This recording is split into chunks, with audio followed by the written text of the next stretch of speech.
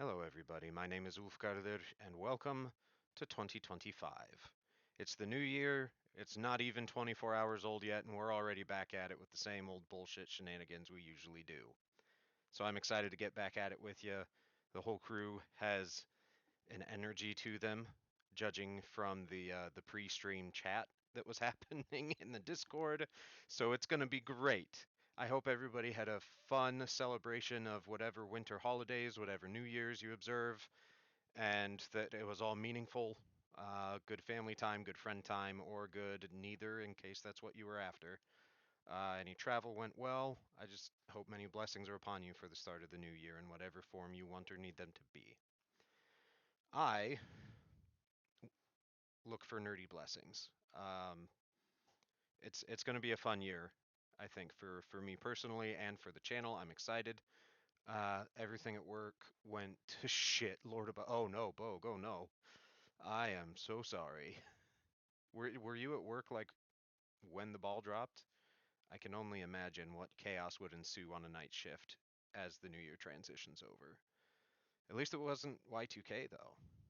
You know, you could have had the machine uprising while you were on shift. That would have been a hoot. Um, but yeah. Anyways, I'm just excited. I'm happy to be back.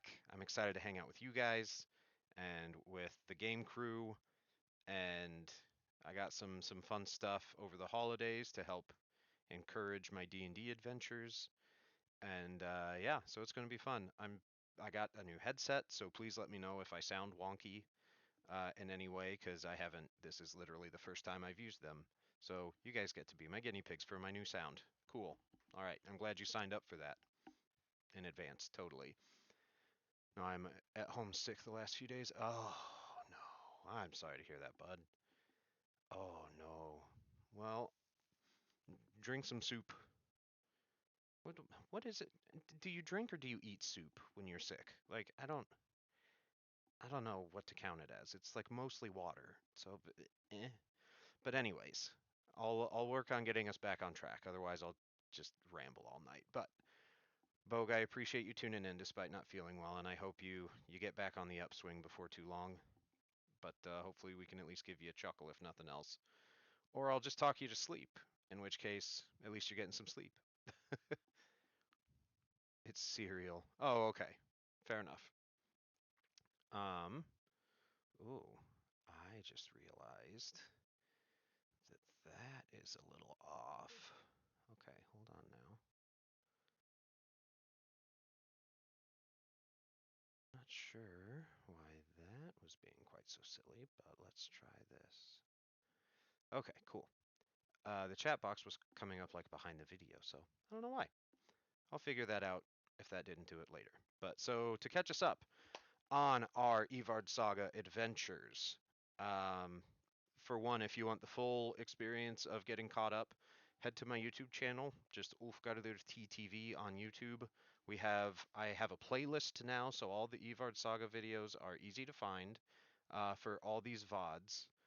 And there's already just with the handful of sessions we've already had, there's over, I think we're at 10 hours, a little over 10 hours of content. So feel free to tune in and catch up at your own pace whenever you'd like. But the important things are we have a group of adventurers that don't know each other. They haven't met before today in game. Uh, and they've been hired to go retrieve an artifact from some underground ruins. They don't know what's in it. They're not allowed to know. They were told not to open it, and they just have to retrieve it and get it somewhere to a person who's going to buy it. And in the process, they've met some interesting people along the way. They hired a guide kind of through these ruins named Ron, and he's a character. Literally, he's a character, but he's fun.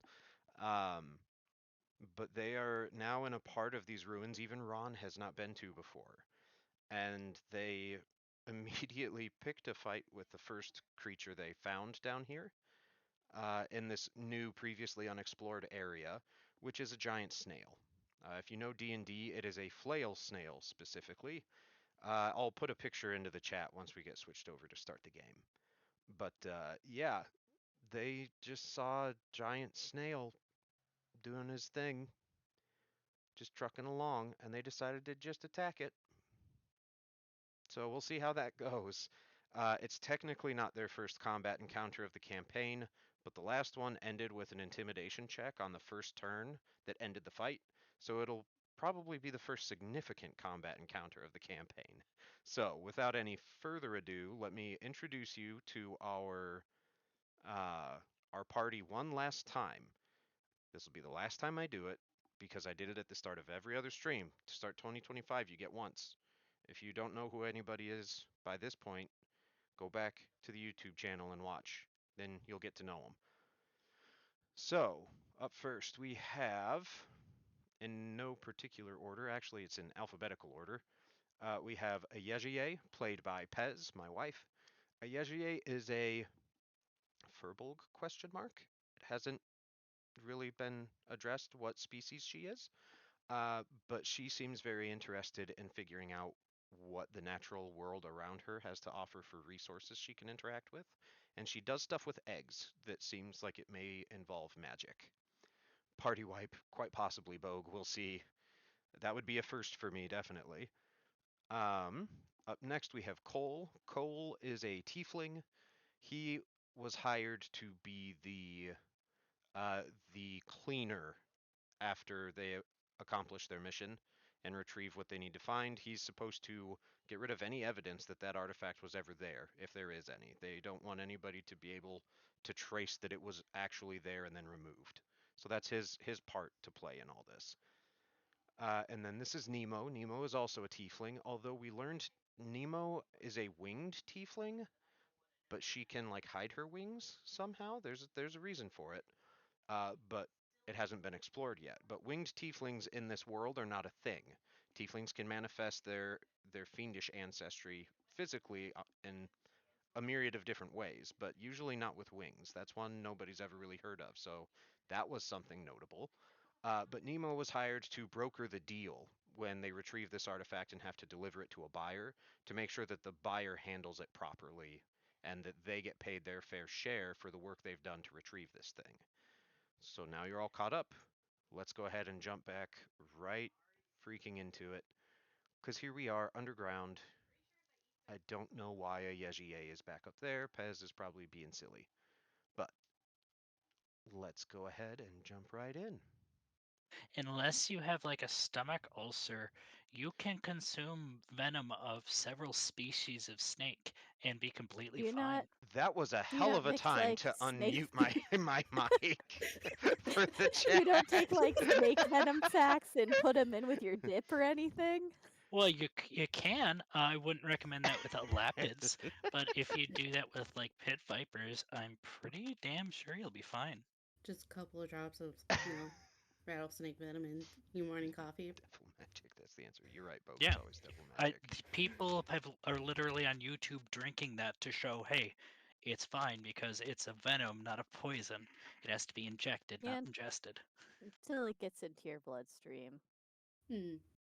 Yeah, but how it gets in there if it's injected versus if it's absorbed through a metabolic Hmm. process, two very different things. Okay. So stomach But you knew ulcers what and I probably meant and people you're with just doing IBS. semantics. No, Yes. like as a reptile keeper, that legit, well, and maybe just as who I am, that legitimately bugs me. That's one of my biggest pet peeves is the misuse of venomous and poisonous. Can confirm. I've heard this at many a reenactment. Oh. Um, Just wait, we're gonna find venomous mushrooms in this cave. yes, you are. My units, I could see it. Okay. So to get us back on track, you guys left your you took a rest, a long rest with your new friend Tenth, the first of his kind, the fabricated man from Arif, and it was canonically established in no uncertain terms you guys are his friends now, and you agreed to that. So whatever those consequences are on you.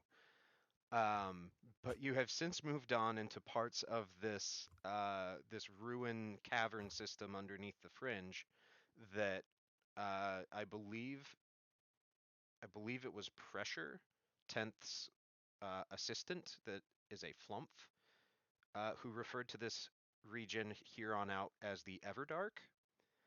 And Ron has never been this far down here, so even for him this is new.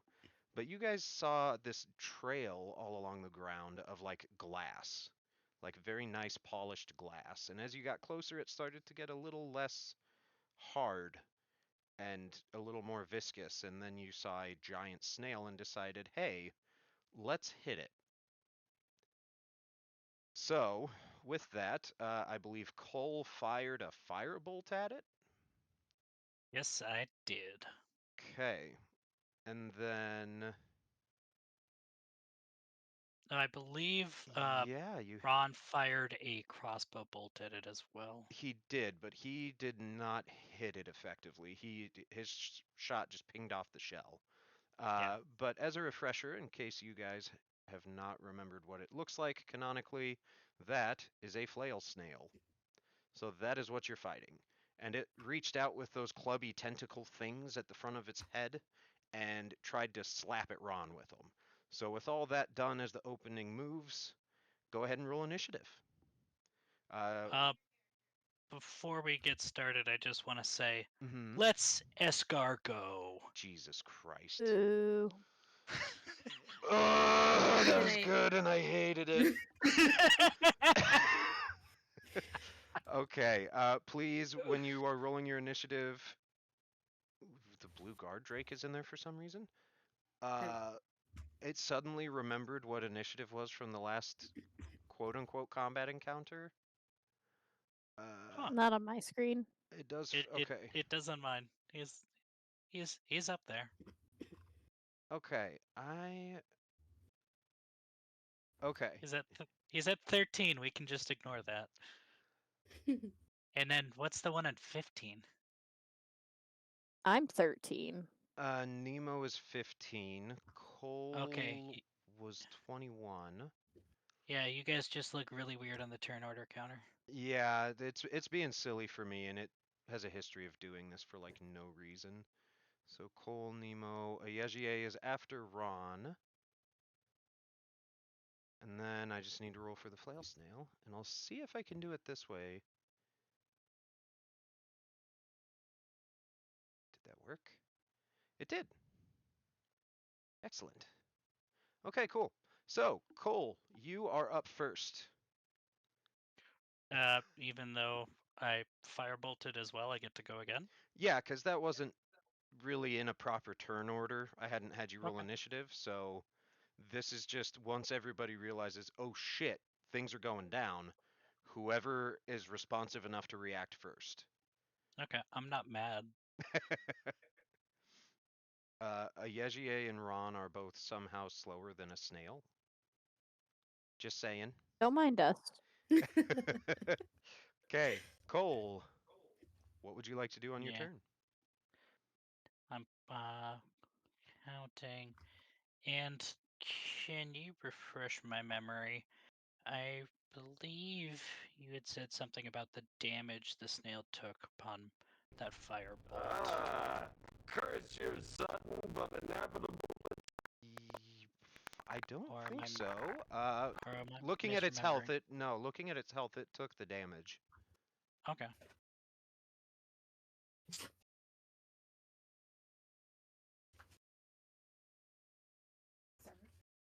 Yeah, so we are going to cast because I don't think this thing will be dexterous.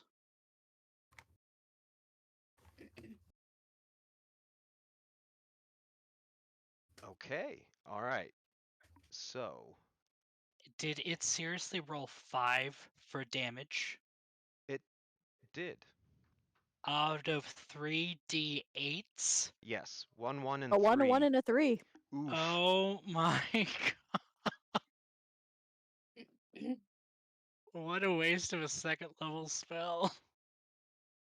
Okay, well, Jesus. Yeah, it hits. I sure hope it do. Yeah, that definitely hits for a whopping 5 fire damage. Let me double check something. Okay, so you. Oh, that's right.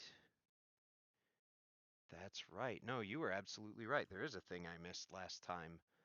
Uh, That's what I thought. yeah, no, you're right. There is. Which So that is 5 isn't real either.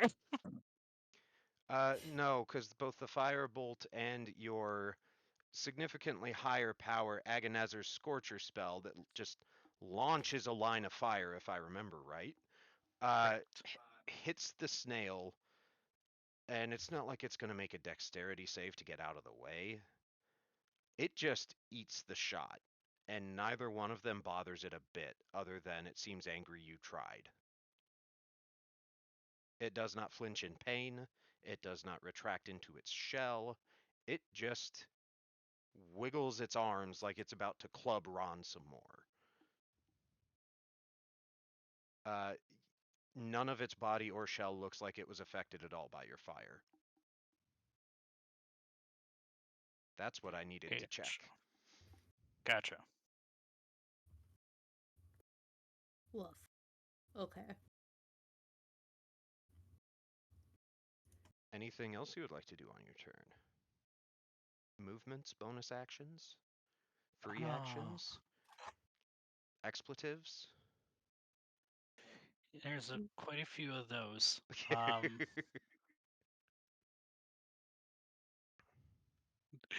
Oh, that's not good. That's not good, gang.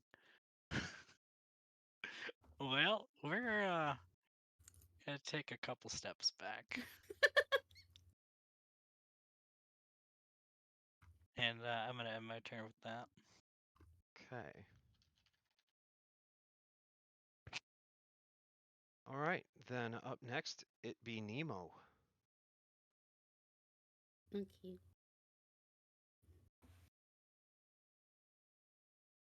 Can our snail friend make a intelligence saving throw, please?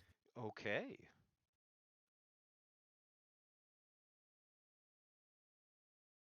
An intelligence saving throw. Okay, yeah, I'm gonna assume either one of those is a fail.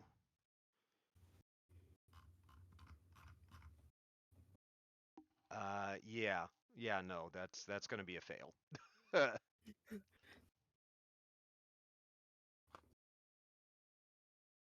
For, let's see, Mind Sliver. Could you remind me? Oh, no, I can click it. Cool. All right.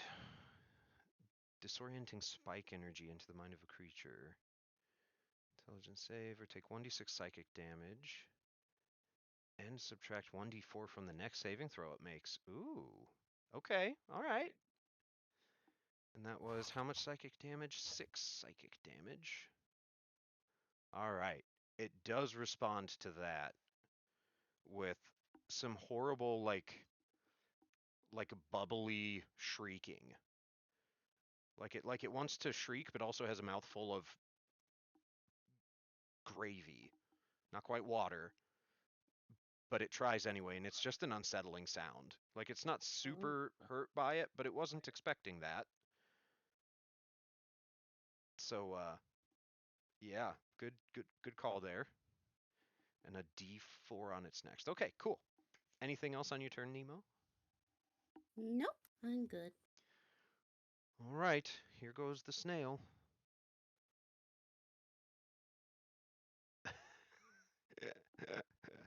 Oh, the snail. All right, this thing is gonna start cooking. Are you guys ready for this? No. Come at me. No.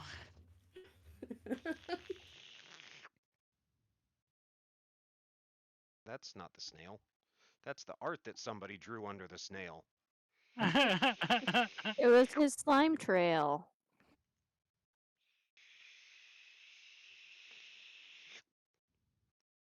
Which I am going to. Oh no. There we go. Okay. There he is. That seems like a fine place for a snail. Yeah. And you get the sense that was him cooking.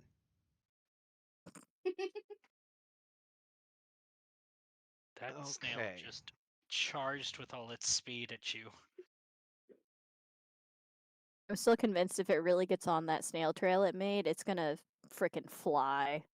It was. That part's not dry yet, though. Okay, so this thing has 5 of these tentacles on its head, Mm. and it's using them all. No. Up, I feel in danger, that's fair. You weren't the one that hit it just now. Oh, Yeah, but I am right next to yeah, it. she's closer. it's okay. Ron is the one who fired first, and it remembers that. So Ron's taking the first one. Which, yeah, that'll hit Ron for sure. As it starts scooting by, it just lazily just punk one of these things and slaps Ron across the face. Like, it's not the worst shot in the world. He's still on his feet, but he'll have a bruise from that probably. And then up next, it'll give one to a Yejiye. Thanks. I don't know if a 15 will quite hit you, a Yejiye, but if so, you get slapped by a snail for 5 bludgeoning damage. I am 15. Okay, well, I suppose this is a house rule I do I, that I might not have remembered to tell either of you that haven't played with me before. And this is also for chat, so you don't jump on my balls later, because even though now I know what it is and how it works, anytime there is a contest between you and something else, I always play tie goes to the player. Okay. So, like, Oh, good. yeah, because I We're ultimately too I want you lazy to guys to have remember fun. meets beats, so tie just goes to the player. Yeah, when I started playing games in Evard, I couldn't remember what it was, and I didn't know meets beats until about 4 years later. Uh, so it's just anything that's a tie in the player's favor. Yay. So a Yejiye, you get kind of thumped a tiny bit, but it's not anything. It's more upsetting than it is any kind of damaging. Just like, oh, ew, you're probably a little goopy on your fur now. And then we get to Nemo. Yikes. Oh no, Nemo. No. Um, that's Nemo. This thing slurps up into place and just thunks one of its biggest tentacles down and catches you right between the horns. Just Oof. a huge, solid bop right It to the returned the headache. skull for 10 points of bludgeoning damage. Oh. That's less than ideal. It is. That's I good. guess. Did we ever discuss if we're playing with wound mechanics? I don't think we did. That's something I'll bring up another time because I Okay. hadn't I'd meant to bring it up and I forgot. Was that 10? 10, yes, because you got critted by a snail. Oh. So I do believe that makes Nemo bloody. Yep. And then the remaining 2 tentacles that it has just work in reverse order. So a Yejiye, a Yejiye, that's another critical 10 points to your skull. As the first one didn't really hurt that bad. It thunked Nemo and immediately reaches on the far side of its head, one of those tentacles around, and like wraps over the other one as it hits Nemo and really connects with the side of your face. Like snaps your head to the side to the effect you almost probably pull a muscle. Like it hurt. That's a big oof. And then lastly to Ron. Uh, Ron has had a few seconds to see this coming and manages to get his crossbow up enough in the way to awkwardly block it. But that is all it has right now. So from there, it's Ron's turn, and Ron is just gonna like scramble backwards. Like seeing this, he's just, oh fuck! And he tries to scoot away from the thing. And he's gonna get 10 feet away back behind it, like that's gonna help much with its shell, but he's gonna try and shoot it anyway. So that is... I'm not sure that worked. Oh yeah, it is. Okay, it did work. Cool. Yeah. So Ron takes a shot, and fun thing about heavy crossbows, if you hit something like armor or a really thick snail shell just right, it doesn't matter because it's gonna go through it. Oh. So he manages to sink a bolt right into the dead center of this thing's back, and you can hear the shell crack and split resounding through this cavern as the crossbow releases, crack, snap, and then the snail really emits a horrible sound that I could never hope to pretend to produce with my own face. But it is definitely upset about the shot that Ron just took. And it is very squirmy right about now. And so far, you guys have been able to see that its tentacles are able to hit something that's about 10 feet away. Whether it can go further than that, we don't know. But Ron immediately starts shouting at you guys to get further away. To go! Don't stay in its reach if you can all hurl shit at it.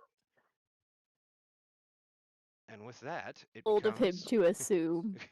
With that, it becomes a Yejie's turn.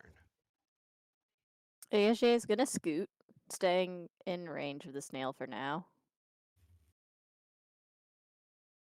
And we'll do a two-handed stab with her spear. Excellent. See if that works. Confuse it by, walking around it slowly first. Oh. That'll an 18. hit. Okay, two-handed stab. Oh, nice. Max damage. 10 damage to a snail. Hell yeah. Oh, that's the wrong thing for me to click. Cool beans. And then I'm also... It is bloodied. Excellent. I'm going to scoot a little further, try to spread us out. I am leaving its range. Okay, it will get an attack of opportunity upon you. I thought it might. I wasn't sure if... I wasn't fully listening to hear if it did one to Ron, but... It did not, because Ron stayed within 10 feet. He just got outside Ah, at I 5. see that now. My brain Hey. says you have to stay in 10 feet of its head, which isn't true, but hey. Correct. Hey, Ulf, I think we can see its health bar. You are supposed to. Oh, okay. That way, you guys can see your own visual indicator, regardless of how good or bad I describe your enemy's condition, so that you can see the state that it's in somehow as we go along. Okay. Including, I don't know if you can see each other's health bars, but I can. The idea Yes. was Cool. for you guys to see each other's for the same reason. So if any of Oh. you To is know when we're tempted, bloodied. yeah, to know who is in most danger or needs healing the worst, or like I put this this half heart indicator attached to the snail token. I use that and some. Thank you, Nemo. Nope, not that one. Bad, That's bad. that's for later. But yeah, any status effects I'll also have tokens up there for as needed. But thank you for checking and confirming that that was intentional, since that is very much a thing I would be likely to overlook. Mm-hmm. Okay, but Yejie, anything else on your turn? You're hitting me. Oh, yes, thank you. I got distracted. Thank you for being honest. I guess I shouldn't have told you that, but you're hitting me. That sounds like domestic abuse. Pez, are you okay? I am good. The snail is smacking a Yegie. If it Well, can. it's trying. I don't know if no, because 15 was a tie earlier. Oh. Correct. So, yep, you step out of its way, and it's already kind of crisscrossed its little thumpers all over itself, reaching every which way. So it's not able to get to you quite in time. You feel a whoosh, but that's about it. Yeah, I do think. Yeah, that's all I'm doing. Nemo's probably not going to go down. It's fine. We hope. We hope. Okay, in that case, it's back to the top of the order. Cole. Question for you. I Mm-hmm. should have asked this last time. So I have a dagger strapped across the small of my back. Would that be a bonus action to draw that? You can draw it as part of using it as long as you don't have something else in your hand. Like if you had, say, a bow and you wanted to instead switch to a dagger, you'd either have to drop the bow where it is or spend an action to stow the bow and draw the weapon. But to just Okay. draw the weapon, I consider that part of, as long as it's where it is supposed to be on your body and not like on the floor, that that is fine. That's part of just attacking with it. So I am holding my staff. I'd be able to drop that and draw the dagger and use that, correct? Yes. Okay. So we're going to do that. I'll drop my staff where it lays or where I'm standing. Okay. And then I'm gonna jump in front of Nemo. Because apparently I'm supposed to keep her safe. And then I'm going to use my dagger to try and take off one of this thing's thumpy bits. Okay. That'll Oh. hit. Yay! Okay. Yeah. Yeah, so you get up there and you stab right at its horrendously wiggling face and try not to get caught in the teeth that it has around its mouth, because they are also like it as you step closer, it is reacting and trying to dodge out of the way of you attacking. So by whatever means, it seems to be aware that you moved and approached and got close. And as you do so, you don't get like a slice to like lop one of these things off, but you do get a stab in at the base of one of these tentacles, and it just goes limp, and it just can't. It just ceases to function, but it's not quite what you intended, but it's the same result. It is no longer usable. I will take that all day. Excellent. That's good. You might have to because there's still 4 more. Yep. Okay. Anything else for you?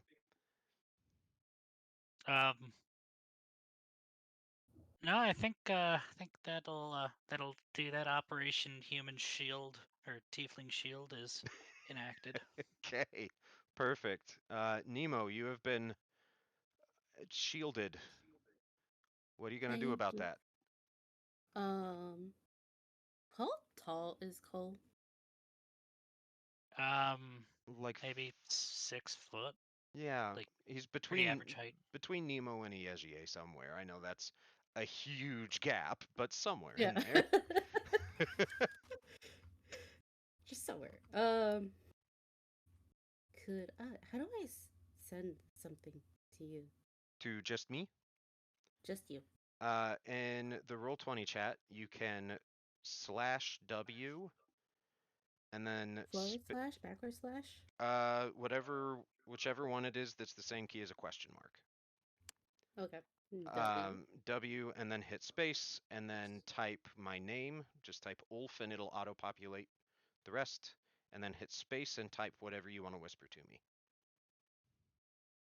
Or alternatively, you could always just DM it in Discord. But I appreciate having it all on one screen. Okay.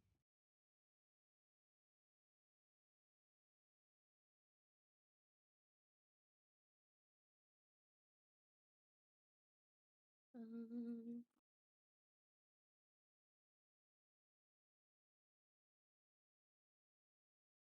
trying to think of what music we would be listening to in the soundtrack of this fight.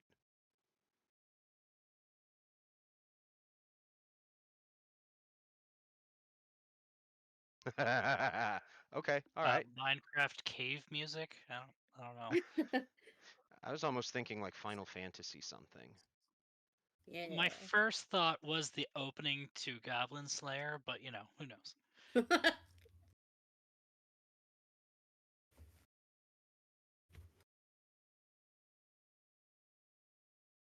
I hope it fails.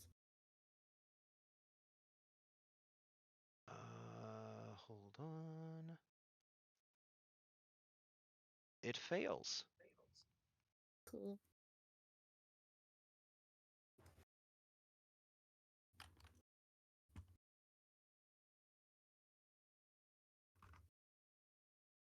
Alrighty. Newman's gonna back up now. Okay. Like another. You're doing great, Cole. Wow, really retreating. Whoops. And there'll be this like green aura coming from her hand as she uses healing word on herself. Okay. It's just it's just purple. I guess it's just she's like, I'm fine, and then heals. Oh, right, because I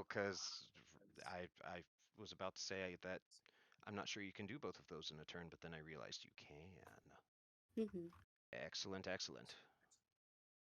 Okay, Um, yeah.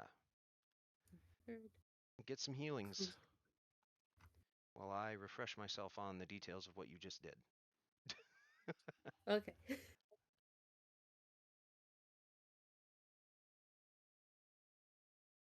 I think. If I can find it on here. Okay, there it is.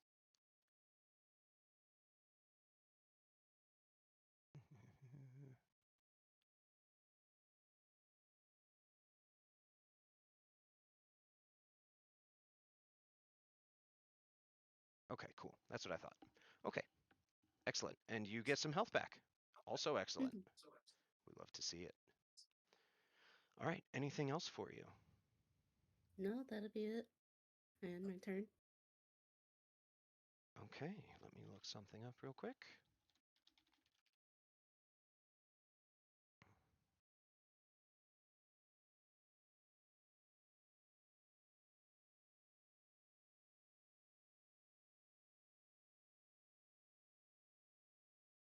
Do do do do do.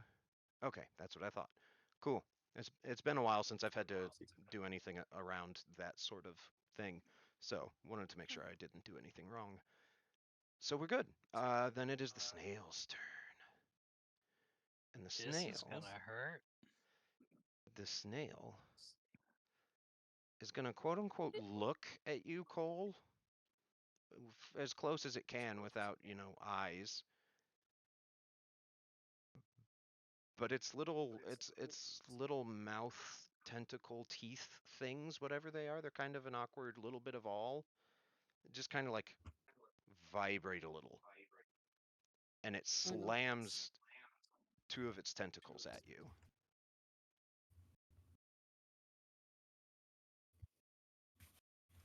Uh, Very badly, apparently. Ouch. Yep. In hindsight, I doubt I can cast shield, given that my staff is over here. I believe you can as long as you still have the material components on your person. The staff just I, makes it so if that's your spellcasting focus, you don't need to have them on you. okay, yeah, I have everything on me in a bag. Okay. Then yeah, in theory you absolutely could then. Okay. But yeah, it swings two of its tentacles at you at the same time. And it just took so long, like, quote unquote, looking at you first before it attacked. It really isn't hard to just lean back out of the way and avoid them both.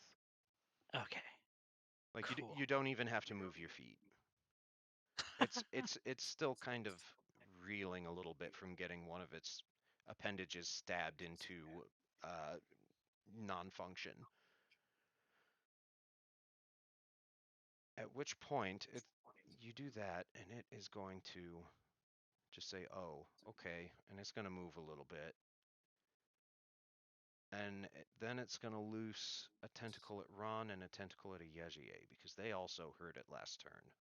So up first at Ron. It Man, remembers. it does remember. It remembers. Oh, right. Yeah, well, okay. That'll, I guess, be for next time. I forgot there's another thing I was going to do, but I forgot. That is a 24 for a Yejier.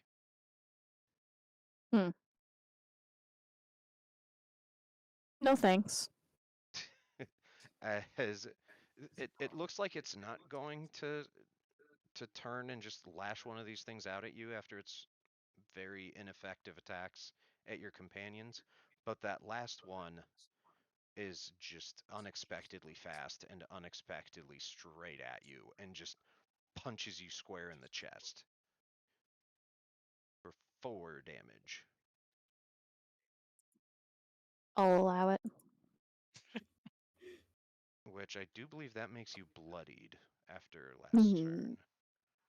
I didn't take damage last turn? Didn't you?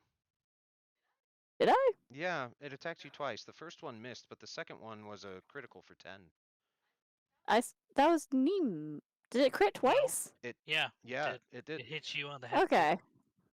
I absolutely missed that somehow. That's okay. It's because you were hit on the head. You forgot. Yeah. Big mood. I think he's cheating though if he rolled 2 crits in a single round. It seems like concussions and migraines are being passed around. It's a theme. Yeah. But that is its turn. So then we get to go back to our buddy Ron. Hey Ron, what you gonna do about it? Ron, surprise, is gonna click that crossbow and fire again. And it does not hit this time. It glances off the shell once more. As he just goes, balls! And starts attempting to reload. And that's really all he's prepared to do. So then, Yejier, it's to you. Yeah.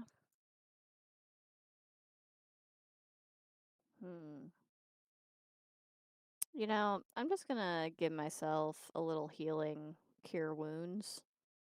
I was treating myself like a Pokemon for a second, being like, I could take 1 more hit, maybe 2. I'm gonna go ahead and use a potion. By that I mean I'm using cure wounds. Pez and I have... On myself. Yeah. Unrelated to anything except Pokemon. Pez and I have had Pokemon on the mind lately because after we got home from Christmas with family, I just on a whim decided to attempt a Nuzlocke challenge just for fun, for us, not on stream, of Pokemon Soul Silver. And if you don't know what that means, I'll explain it later. But it's a self-imposed hardcore mode. So there's been silly Pokemon antics in our house the last couple days. Good heavens. Right. So, Yejier, what does that look like as you cast that? That's a great question. I don't have the brain to describe an egg today. Okay. But it involves an egg.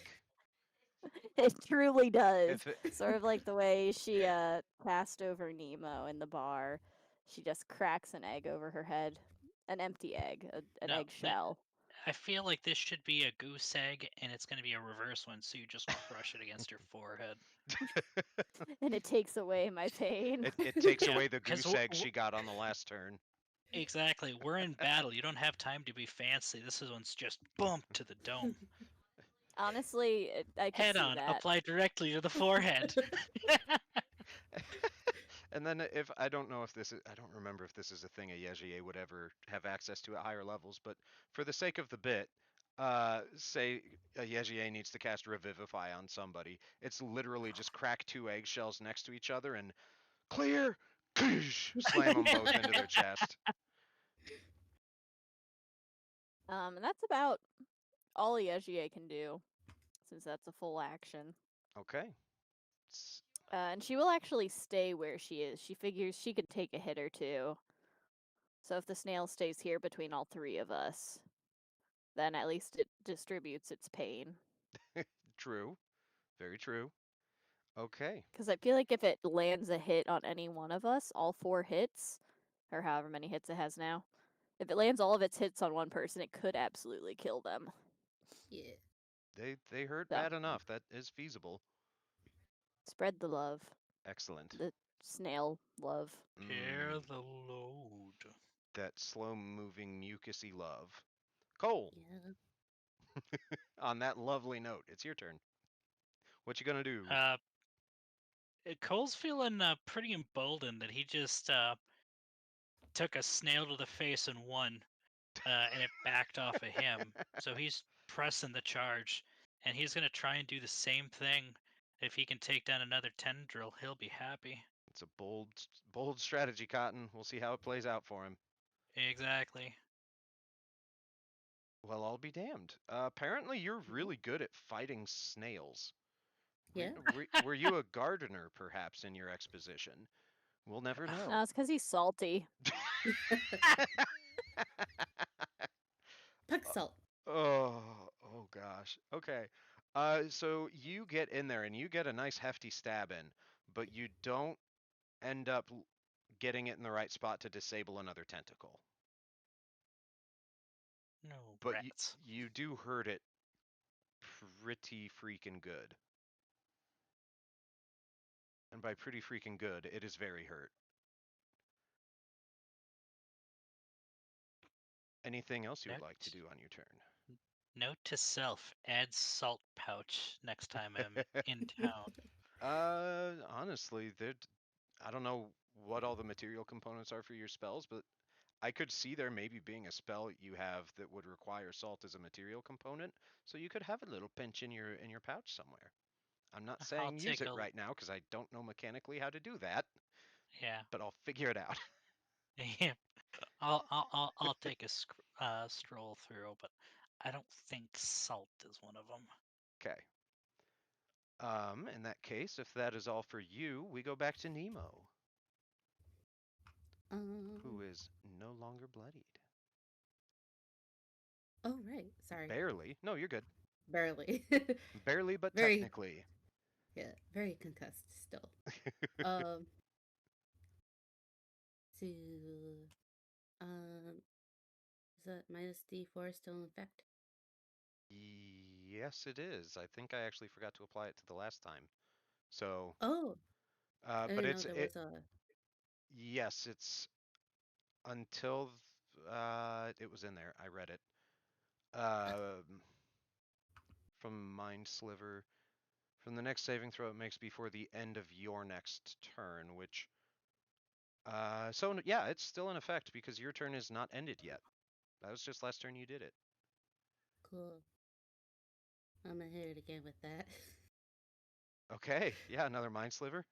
Yeah. Excellent, excellent. Which is a what save?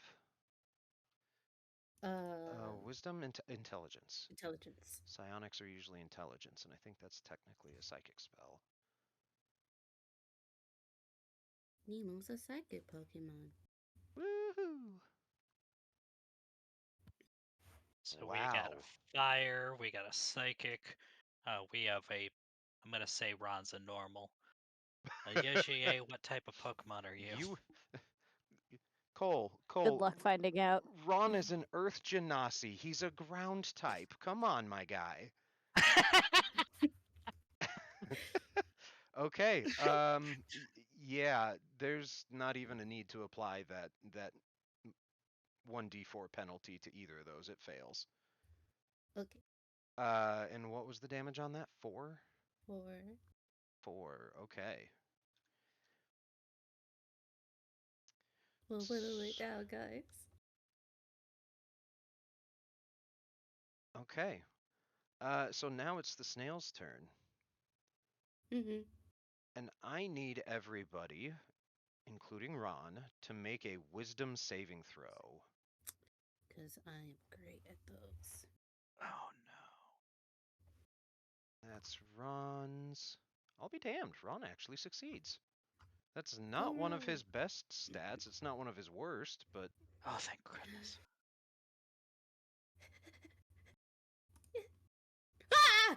Wow. ah, excellent. And that is 150, I believe we're at level 3 bonus experience for Nemo. Whoa. Where's my notebook? Oh.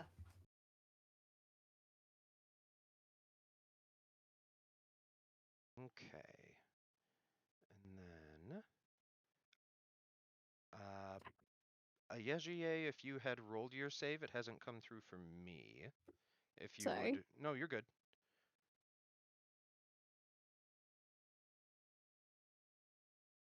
Feels like someone's trying to avoid having to roll it. Oh no, God, that took forever to settle. There you go. Did it come through? Yes, it did. Oh, cool. Oh, I'm surprised. Normally, I don't see a party do well with everybody on a Across the save. board. Yeah. I You're don't used trust to that. parties that have like a, you know, a balanced composition. Yeah, no, yeah. You're right. You had to bring it up. Man, I don't get anything to my wisdom saves, but hey. Okay, 1 second.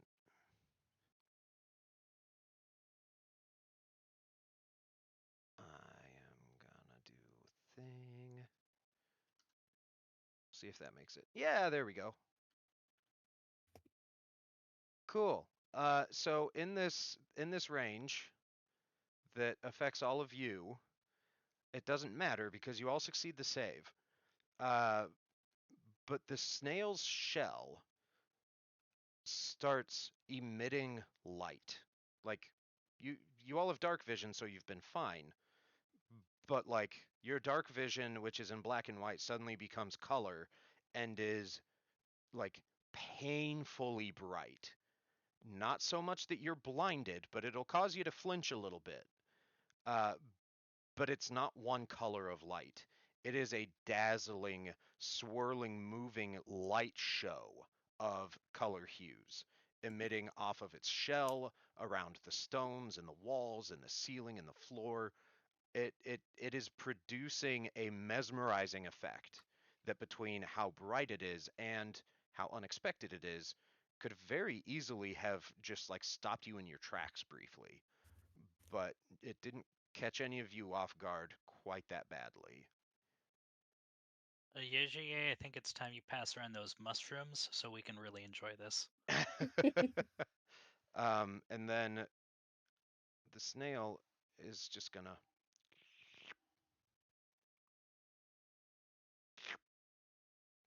Oh. It's booking it. and it gets there and it does one final and slurps itself up into the shell. And there is no snail anymore, there is only shell. And the shell is still emitting light. But if you wanted to try and finish this thing off, you're going to have to pull it out or break through the shell. Or give it a Mm. turn and see what it does next. But then it's Ron's turn.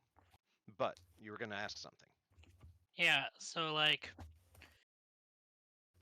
we're dealing with a snail, not a hermit crab. So does it have some sort of tough appendage that it uses to shut the door, quote unquote, of its shell, or is it just hiding? So what it does is it pulls itself in but leaves like the hard spiky ends of its club tentacles, its flails, and it like bunches them together to be the closure at the base of the shell. So it's still fairly hard, but it is very spiky. It would not be easy to go in there and grab it. Gotcha. And you would be susceptible to being possibly thumped, depending on if it's capable of doing that while inside. But that's what it uses to close itself up, because that is its most natural defensive feature besides the shell. Yep. Okay. And Ron sees that happen, and he's got his crossbow aimed at the thing, and he just pauses and looks at the three of you, and he goes, "Should I keep going, or we just want to go?"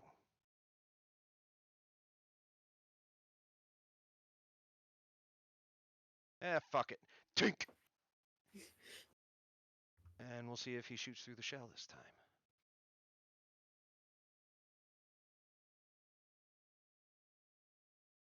That is... Oh, that is not enough. Just barely. Oh. Just barely. It cracks the shell in a section, but the bolt still ricochets and goes straight down into the dirt. Like, once again, you hear the shell split and fracture, but it doesn't go through. No meaningful damage is done. And Ron is still kind of looking around, uncertain of what to do, but he does slowly put the front of his crossbow on the ground and put his foot in the loop and start going through the reloading motions of the crossbow. But he's doing so with a significantly slower, uncertain energy to him. Like, is this what we're doing?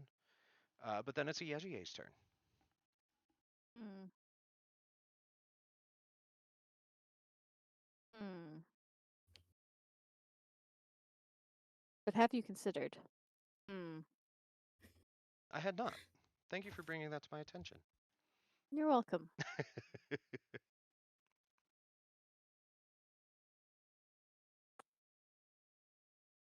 I don't really want to use up like all my magic. We still have a crystal cavern to get to. Hmm. We seem pretty dedicated, and not gonna lie, Yejie wants this thing's shell.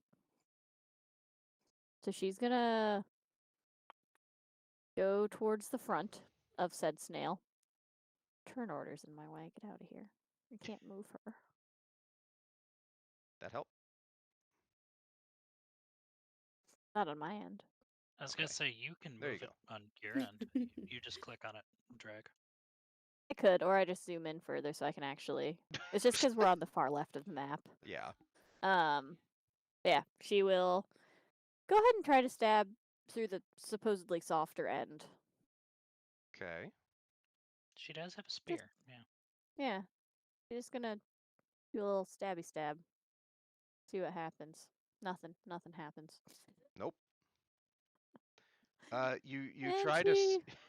you try to stab in through the soft end, and you remember how hard the ends of those tentacles are, and they, one, are definitely harder to pierce than just the regular flesh of the thing. But also two of them slightly dislodge themselves and like bap the head of your spear away as you try. That's fair. Stop. Um, Stop it. No. she kind of just looks. She, for one, she'll scoot a little further away, and she looks to Nemo and Cole. Just gives a little shrug of, I mean, I have something I could probably do. I just don't want to waste it on the snail. And that's the end of her turn. Fair enough. Cole.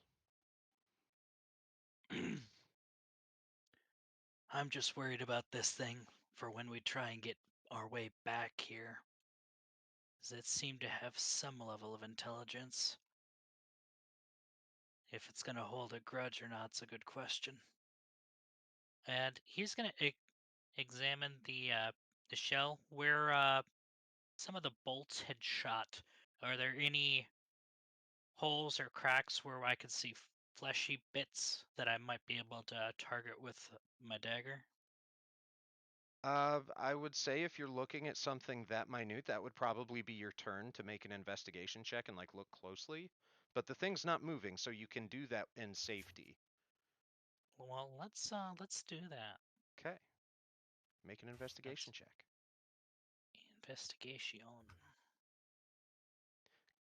Okay, yeah, you find 2 spots in the back that are cracked, and they're a little harder to see with the, the prismatic strobing going on the shell surface.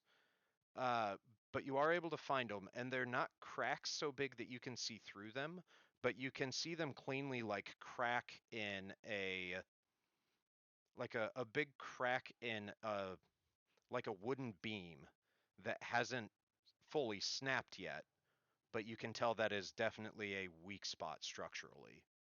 Mm-hmm. So like whether you could try and stab a dagger through it, possibly.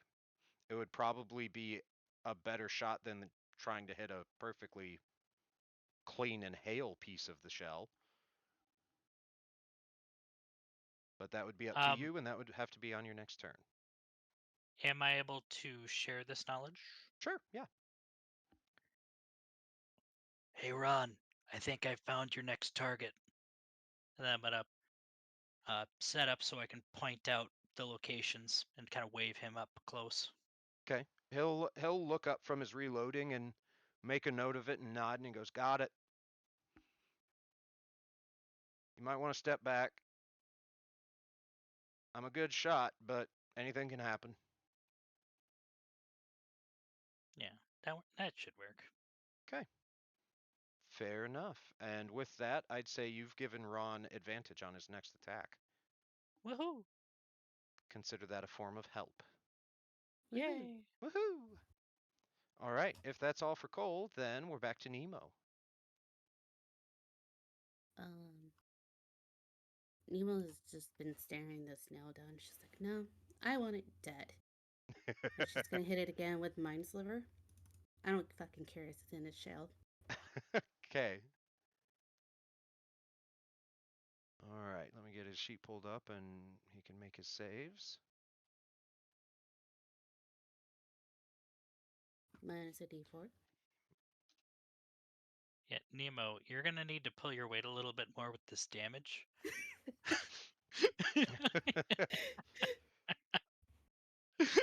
I don't know how long it's gonna take the rest of us. Okay, so DC 13, it succeeds the save this time. And Thanks. hold on. Do.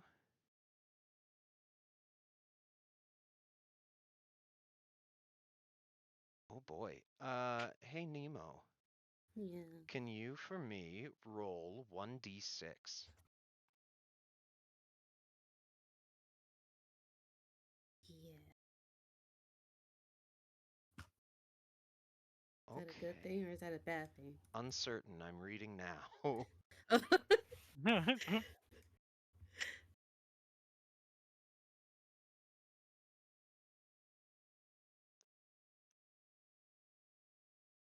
Okay. I need, let's see, all of you to make a Constitution saving throw.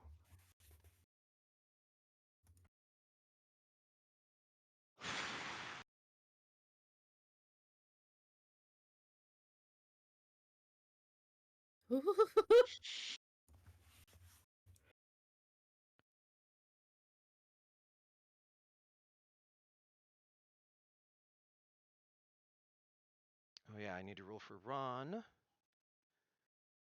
Ron makes a con save. Okay, cool. And a Yejiye, I think, is Yep, the only combo one. breaker, let's go. Yup, you can do it. I believe in you. Heart of the dice. Oh, I clicked the wrong thing. Bold me to think I can click things. About that. Roll me a d4, Yejiye. I know. Yeah. Well, this makes up for last time, so yeah, no, that tracks. Y'all cursed me. I'm rolling first next time. If you do it quicker, I won't, though. I don't want that responsibility. Oh no. Who upset the snail? Looks at Nemo. 9595. I know. I'm gonna blame Nemo. Okay. So as Nemo's been casting Mind Sliver, I have always imagined this to be a spell that you don't really see happening, like in its effects. Like you can watch a fireball falling through the sky, no matter what the mage is doing to cast it. Nemo, you might be able to see effects on her as she's casting it, depending on what it is. But a Mind Sliver itself, I've always interpreted and imagined to be an invisible effect. You could do that on somebody, and nobody around you could know you're doing it potentially. But this time, since it targets the snail's mind, wherever in that horribly shaped head of its mind is, wherever that is, that's sucked up inside the shell. And you can actually see, just barely, a semi-ethereal spike coalesce and try to drive down into wherever the head is inside the shell. But it hits the shell, and in this prismatic light show, it sucks up that spike as it tries to drive through, and it pulses the light. And when it pulses that light, you each take 1 point of force damage as the energy of that spell is redirected and channeled outward. Except a Yejier, you take Oh, 3 no. points of damage. Okay. Have you considered no? I had not. I'll consider that for next time. Okay.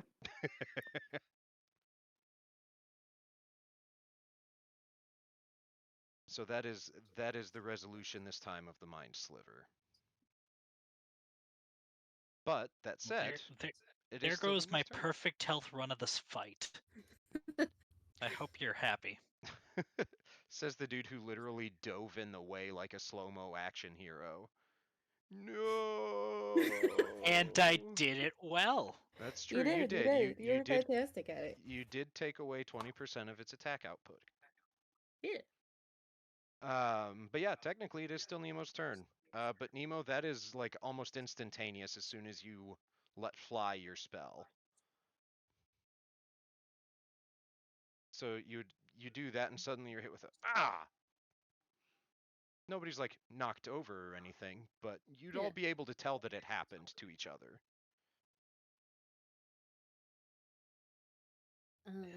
Anyone else just get a migraine?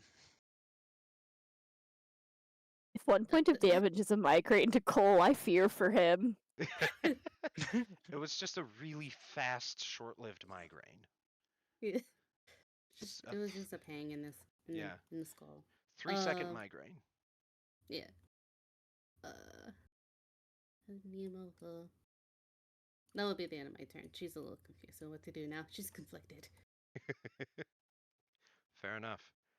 It is the snail's turn. And the snail is gonna stay put. Ah. So then it's Ron's turn. And Ron... And I'm helping. Ron gets to fire with advantage. Which is a good thing. But not a good enough thing. Yeah. All right, Ron, roll me a d4. I No. know. But he Why got is a he 12. rolling a That was hard. d4? Because he crit failed. Oh, On a but it's advantage advantage, roll. not... Advantage. I was Yeah. thinking multi-attack because the snail was multi-attacking. You're right. Okay, Ron, forget the I mean, d4. if you're handing out multi-attacks, I'll take one. No, thank you for the catch, though. So Ron fires, and it's not quite the right spot. And as soon as he realizes it hit a good section of the carapace and just did nothing, he goes, I know, hold on. The lights make it weird. And he starts reloading again, and then it's a Yejie's turn. She's still not willing to use her spell on this. So you know what? Might as well try to stab a snail again. Scoot forward a bit. 2 hands on spear. Stare directly into the spiky maw of the snail. If it would matter to you, you do have to be within 5 feet of it with a spear. A spear is not a reach weapon. Not for me. Oh, fuck, you right. Jeez. I'm forgetting all the things today. No, you right. Your arms are so lanky. I still don't hit It's- it, though, I don't believe. Correct. It doesn't bap the spear away, but you get it in there, but it's just too tough. I'm closer, though. You are. You're figuring it out. You'll get there. You'll get there one of these tries. Take a step back and crouch a little to reassess, really gaze into the maw of the snail. If you gaze into the maw of the snail long enough, you might hear the astral plane. Or sorry, the elemental plane of water. The joke was right there. My bad, guys. It was right there and I blew it. But then Cole. So I'm trying to think. Would Unfortunate. I know. So driving a pointed sharp thing into a hard thing seems like a bad idea. So would I be able to try and use the butt of the dagger and just kind of slam that in using the same like attack and modifier and everything? Because this is just a regular dagger, or are you using the one you found upstairs earlier? This is a regular dagger. Okay, that's what I thought. I mean, you can try and like pommel strike it. Yeah. Yeah. Okay. I'm just was wondering if that was the same as far as a roll is concerned. Yeah, you're still attacking it with a dagger. If anything, I would just allow the damage type to change from Okay. piercing to bludgeoning. Yeah. But everything would be the same. Yeah, we're gonna try that. Okay. Nope. Tink. Poor angle. We'll step back out of the way for Ron. If it takes the next 10 turns, we're killing this fucking snake. Fair enough. I mean, if you guys are committed, that's fine by me. Nemo.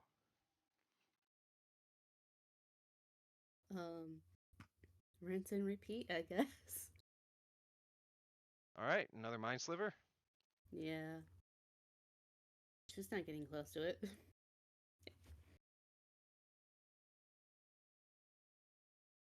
Minus a d4. Nope. Nope. Because it succeeded the last saving throw against that effect. Oh, right. So it succeeds again. God damn it. Hey Nemo, go ahead and roll me a d6. Fun. Sorry, don't mind me.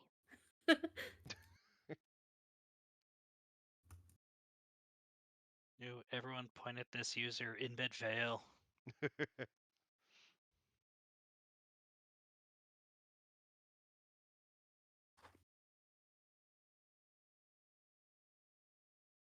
Okay. Hey Nemo, Yeah. make an intelligence save for me.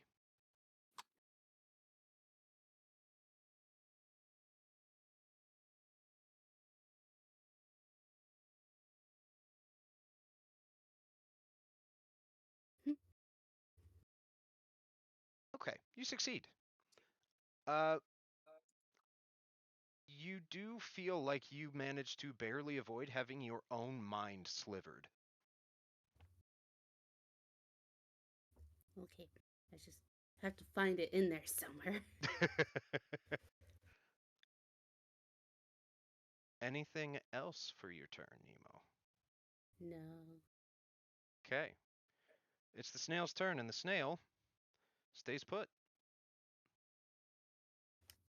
Ron's gonna try and shoot again. Does he still have advantage from me helping? He does not.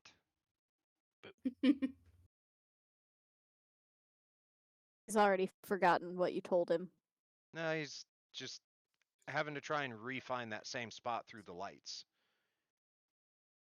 Well, frickin' move up. Point blank the thing.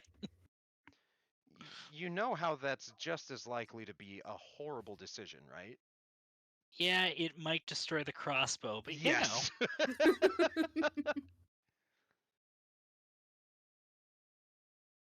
Okay, let's see.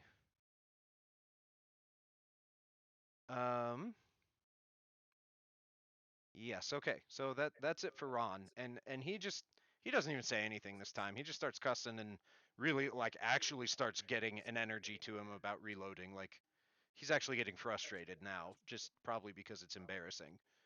well, he's feeling the same thing we are. We're killing this fucking snail. But a Yejiye. You know, seeing Cole over there trying to crack open a snail like a clam, not the worst idea. So Yejiye, I have two things. One, what comes in a cook's utensils kit? Oh boy. All right. Let me see if I can find out. It's not on anywhere. It's just like, yeah, it has things that are good for cooks. That's like all the description is. I would imagine like a ladle, a spatula, a cast iron pan. That's all Perhaps she would needed there to be hear. like You're not going to well, I get also like have crab Titans. leg crackers or a nutcracker if that's Why what you're not? after. Can I have like triple XL crab leg crackers? A walnut cracker, but for like really big walnuts. I think those are just Yeah. called war hammers. No, Um, there was that episode of Futurama where like Zoidberg had one of those. I do have in my bag though Titans Ah. and Cole could probably pick up a rock. I trust he could probably do that. Maybe.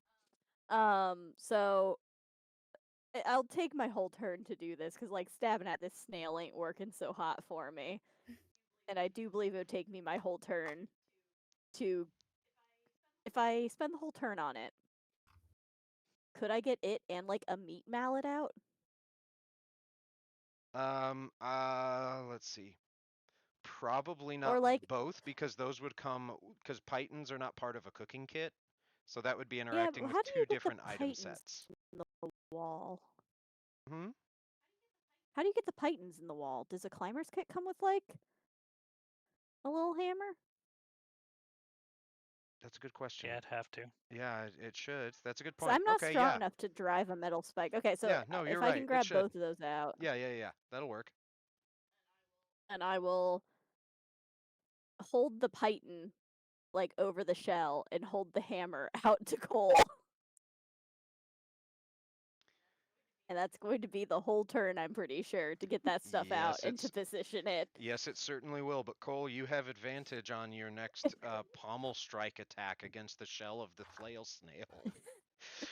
Yes. I would never have thought that was a sentence I would have to say today, even knowing that And we if had he a flail wants, snail as part of the day today. and if he wants to use the hammer is available. But if he wants to pommel strike, he can pommel strike. Yep. We're pommel striking. Okay. Yep. Go ahead. Roll that Yep, that's attack my with turn. advantage. And it's Cole's turn next, so I assume that's just what you're doing. Oh, hells yeah. My hands are extremely dire to my handiwork, so please don't hit them. Too late. Well, son of a bitch. Yeah, you get that python placed just over one of those cracks, and Cole hits it just right and drives it straight through the shell, and the whole thing begins to just shake and rock back and forth as a very weird muffled cry attempts to come out from the shell, but it's plugged up so tight. It's pretty quiet. So after he hits it, Cole's gonna look at a Yejiye and like have a surprised, huh, and like high five. Teamwork. I do not like how close I am to this event, she says. That's fair. All right. Anything else for you, Cole? No, and we got a target for repeated hits. So let's heckin' go. Okay. All right. Nemo.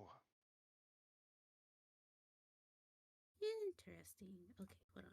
I think I can do this. That's encouraging to hear.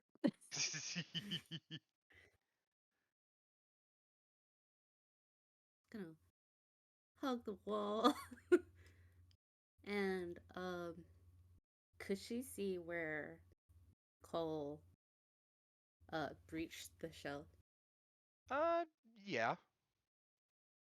Yeah, you'd be Okay. able to as long as you can see between them, which I assume you can. They're 5 feet apart from each other. Okay. Now that that's played out. I'm gonna give Mindsliver one more chance, but focusing in that where the Python is. Mm-hmm. Yeah, that's steel that Using it like a little conducts lightning rod. things. Yeah. Okay, interesting. Kind of like I know you're fucking in there. Come out and face me, you coward.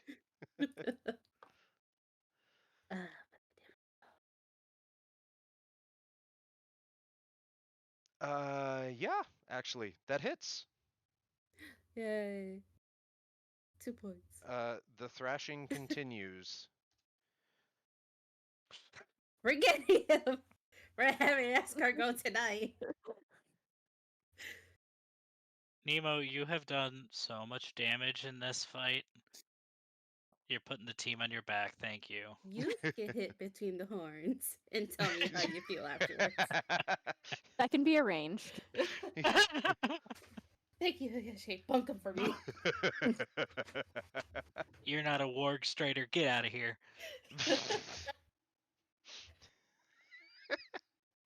Fair enough. He's only got eyes for one celebrity crush. Fair no. Okay, Nemo. Anything else on your turn?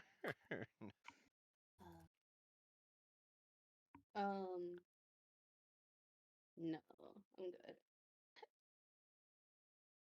Okay. Then it's the snail's turn.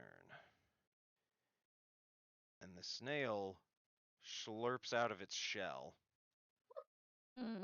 and spins My about. Python. And each of you is getting, each of you being Ayajiye and Cole, you're each getting attacked twice. So up first, Ayajiye. I don't like that That's... I can't see the rolls. Oh. Yeah. Oh, you can't? No, Not we've seen none yours. of your rolls. Oh. That's one of the reasons it's been so hard for me to track what's going on Oh. damage wise. I did Yeah. not realize that was the case. I'm sorry. I don't know why that is. I thought it was on purpose. Yeah, that's normally how my encounters are in my other games. Oh, no. Usually you guys can see what I'm rolling. I'll tweak the settings for next time then. I'm not sure why that is, but I'll figure it out. You say that, and now I do see that it is like whispering. Like it's colored in the background of a whisper message to myself. I don't know why. But okay, cool. That's a thing. The voices. The voices. The voice. So Ayejiye, the first attack hits you pretty definitively as it lashes out and just punches you square in like just above your throat. Like square on the chin, a little bit lower, and it would have been like a throat chop with a spike on the end. But instead, you just take it square on the chin. And how much is it? Sorry, 6 points of damage. I thought you said you would consider no? I had considered it. I'm not sure your opponent did though. Mm. I'll try to reason with the snail. Hey, snail. What gives? No thanks. I'm not. Okay. Uh. So. So here's the thing. So okay, I got it. I got this. I know how to flavor this. Uh. As it begins lashing out. Well, I guess they all happen simultaneously because it can do that. So before that plays through, we're gonna roll for Cole. The first one, Cole, does a 12 hit. It does not. Excellent. Because it's a pretty sloppy attack. Does a 13 hit? It meets. That means I win. Tie to the player. Okay, you managed to avoid them both, and that pans out perfectly because as it throws out the rest of these attacks, it just sags and it swings slowly and it hisses and it starts squirming erratically on the ground and it just flops onto its face and just goes still. Because the second attack on a Yejier was a nat 1, and rolling a d4 for how intense is that crit fail, it got maximum at a 4, which is always the way I do it. That always means you take an amount of damage somehow. And in this case, I'm saying it takes bleed out damage and dies because it had 3 HP left. That does mean I technically killed the snail.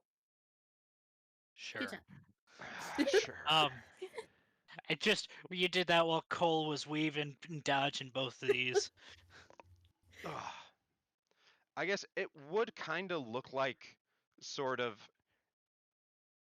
maybe one could argue that it punched a Yejier in the face and then died.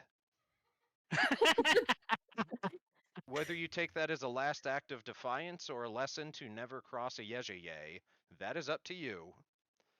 But it flumps down onto the ground and just goes still.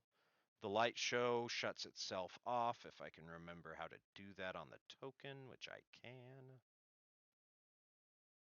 I'd like to point out of character, obviously, that the only point of damage I took was caused by Nemo. This snail didn't touch me. Fair enough. And considering I have a higher AC than you, Yeah, that's upsetting. yeah. I Like, was in if I his didn't face. heal, It backed away. I charged it again. It kept backing away. I'm into. Oh fuck. Cole, Slayer of Snails. if I Um, didn't heal, I'm pretty sure it would have killed me. I don't know about Slayer of Snails, because how much? I guess you did do some damage to it. I I would had argue Cole Survivor of Snails.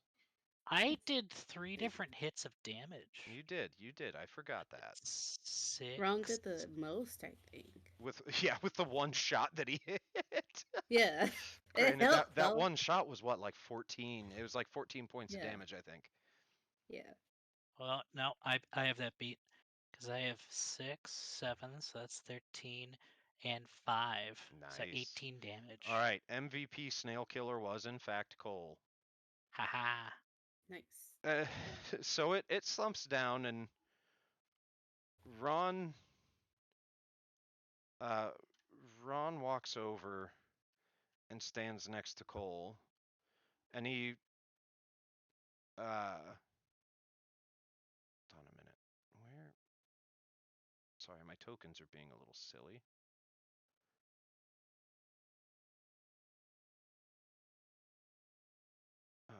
Sorry, I have to refresh my page because my tokens are just got really kind of dumb. Okay, there we go. Yes, Ron is where he's supposed to be now. So Ron walks over next to Cole, and he looks everybody over, doesn't say anything, and he just gives everybody a nod and he goes, "Not too bad." Ka-chunk! And aims the crossbow down and double taps the snail into the dirt. Just, one between the tentacles just to be safe. Cole's gonna nod in. What's the word I'm looking for here? Solidarity? Well, solidarity might be like approval in the double tap. Ah. It's like solid choice. And he's also gonna look back at these two. So, how's everyone doing? I have been better. My head still Literally hurts. bloodied. Yeah. Does anyone have a hammer? A what? AJ holds up the little, like, climbing hammer. Oh, thank you. She's gonna take it, come over here, and starts beating the snail in the middle where the bolts were. I'm still angry at it. Smack. I fucking hate this thing. Smack.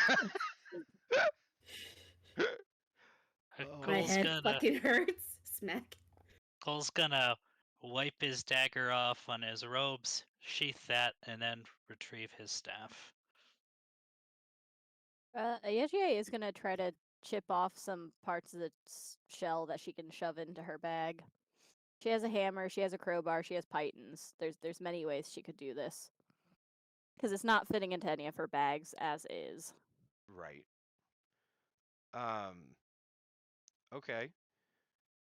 So you're just trying to get usable pieces or like test pieces? What do you? How big a section are you trying to remove?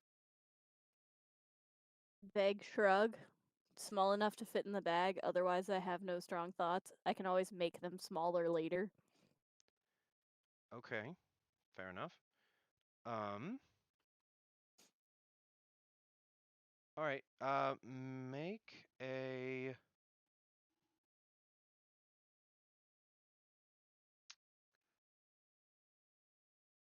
Athletics?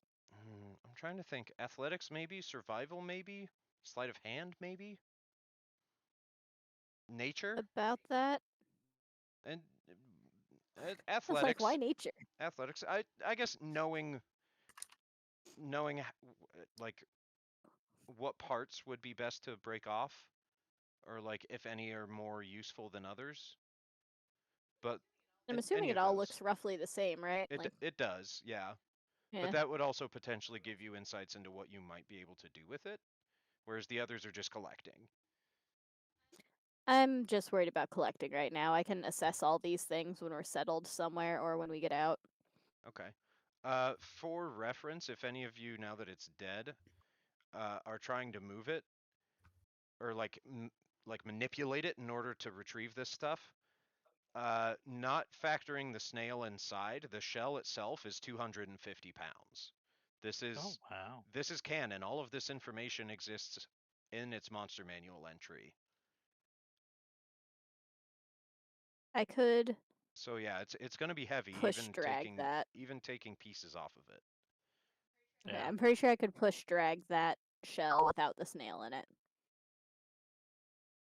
Yeah, yeah, that sounds right. So Cole also wants a handful of small shards. So let's go He see if he he can can. come collect them. Okay. There we go. Sorry, I missed it. Cole, what was that sleight of hand for? Was that for you trying to break off pieces of shell? Yeah. Okay. Yeah. Okay. Yeah, like around from like where the python was stuck in, the snail turned and that python was still lodged in it. So as you go and like try and wiggle that free with your sleight of hand, you're able to like leverage it on its way out to like crack further around the crack, and you're able to get uh roll me a d6. D6. Okay. You're able to get two like shards or like little, yeah, yeah, we'll just go with like a flake or a shard of the shell. And when I say that, it's still going to be like an inch and a half across ish in diameter. So like it's not super tiny, but it's got a density to it. Um, Ayejiye, it'll definitely take some leverage and working with the hammer, working with the pythons or any other sort of implements to like pierce and crack and break any of this stuff off, because this is tough stuff. But with your athletics check, it'll take time for you to do this. But in theory, you guys could spend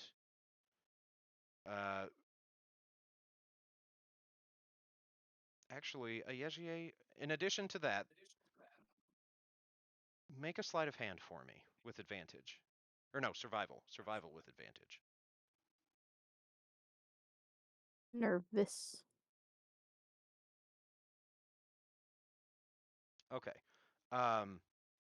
So with that, it would take time because past a point, you wouldn't necessarily be able to break off any pieces naturally that would be small enough to like fit in your bag. Like the pieces you would break off would be very big. But if you guys are willing to wait here for like 2 hours or so, a Yejiye based on your survival roll and your athletics, you would essentially be able to flint knap the pieces of this shell down to be a more manageable size for you.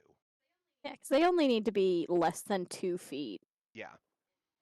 in diameter. I am also fully willing to use like bricks and chunks of stone. I'm not being like careful or precious about this. And I would like some snail slime, slimy snail slime. Yeah. I want to put it in a jar. Okay. Yeah, you can collect a jar of. Yeah, you can collect a jar of snail goo. It's going in the inventory. Snail slime. Uh, while you're doing that, Ron would also walk over and look at some of the older trail of snail goo and like tap it and be like, "This really is just fucking glass. Anybody need glass for something?" Um. And then it sounded like, Might as well grab a handful while we're here. I'll Sure. grab a handful of glass shards too. Yeah, she. If I Bare can get some hands. bits of shell, that'd be great. Yeah, she's fully willing to give up chunks of shell, and she's fully willing to carry if people don't want to carry. Yeah, I mean, like at the end when we're up there. Smack. I usually, what happens when snail meets sulfur? Never tried. You wanna see? Kinda. Okay. Does she have a knife?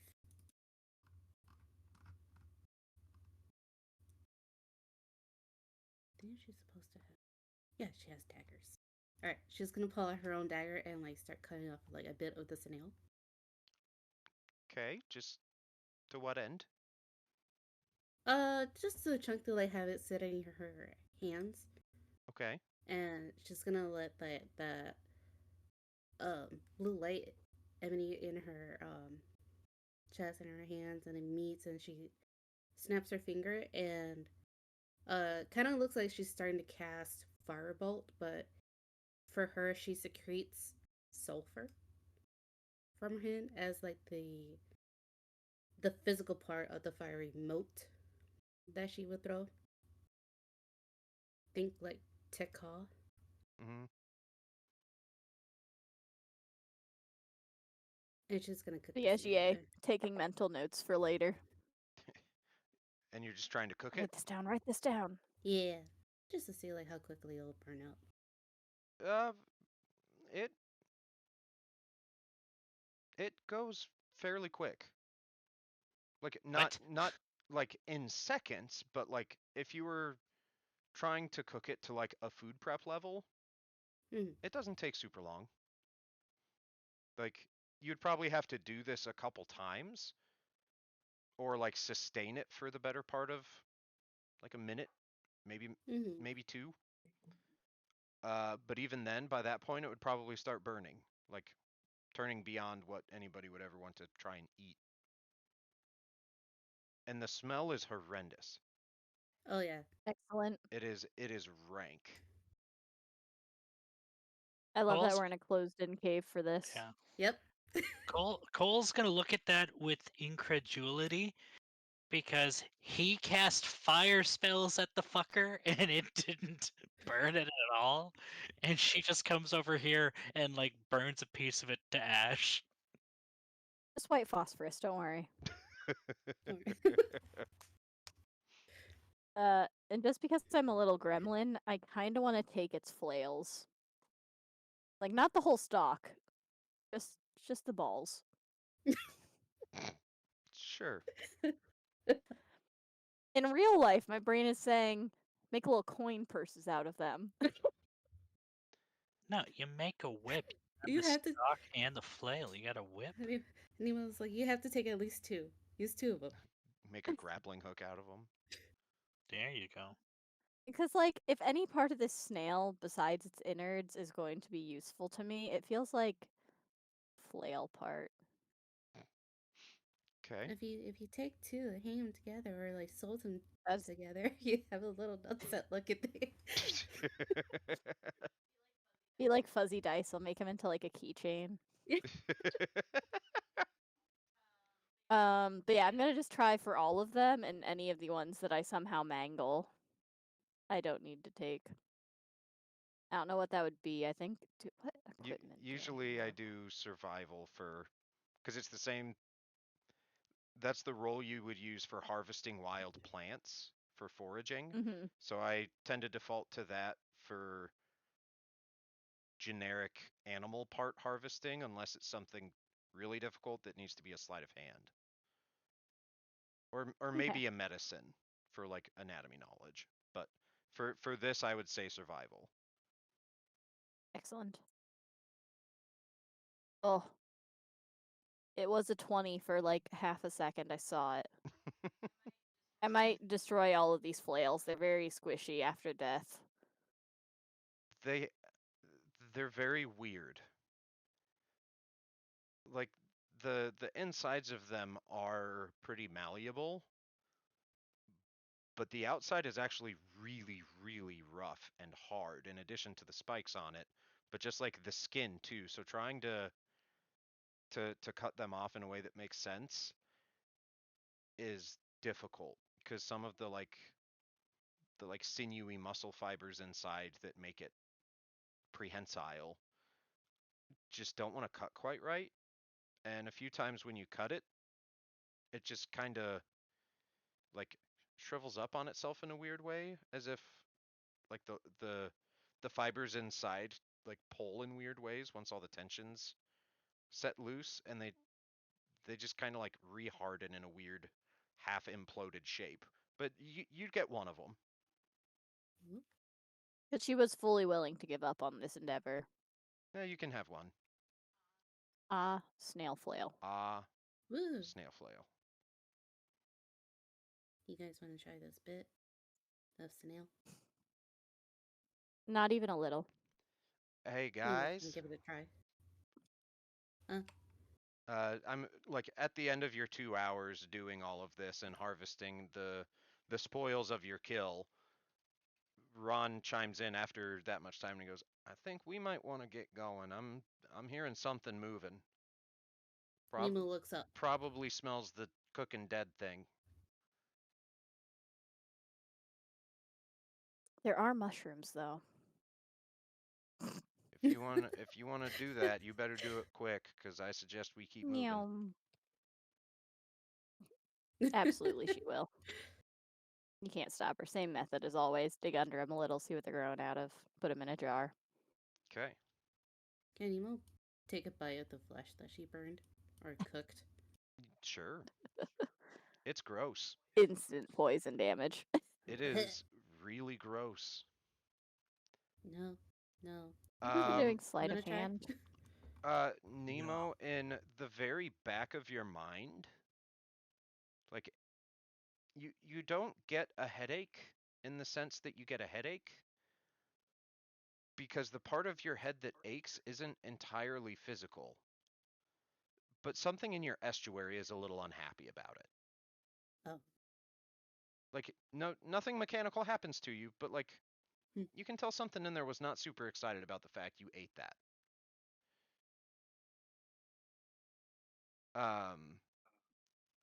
And then Yejiye, you're just trying to dig them up? Yep, same method as always, which is sleight of hand if I remember right. Yes, since you're trying to do it a little bit more methodically and clinically than just picking them. About that. My rolls are going downhill. I need to just stop. I need to go sleep. Yeah, these don't want to cut right. Just whenever you're trying to dig around them, you end up clipping something, and they like almost like an anemone just kind of back into themselves and into the dirt. Oh. I don't like that. She'll try again on the way back, I guess, if she didn't get anything. Yeah, no, you don't get anything out of it this time. Then she's ready to go. All right, let's get going. I don't want to find out what's making that tapping sound. You guys have not heard a Oh. tapping sound. No, but that's probably the creepy crawlies we met. So Cole's gonna bring up the rear, but before he walks out of sight, he's gonna shoot a firebolt at the uh, fleshy part of the snail. Curious to see what happens. Okay, make an attack roll.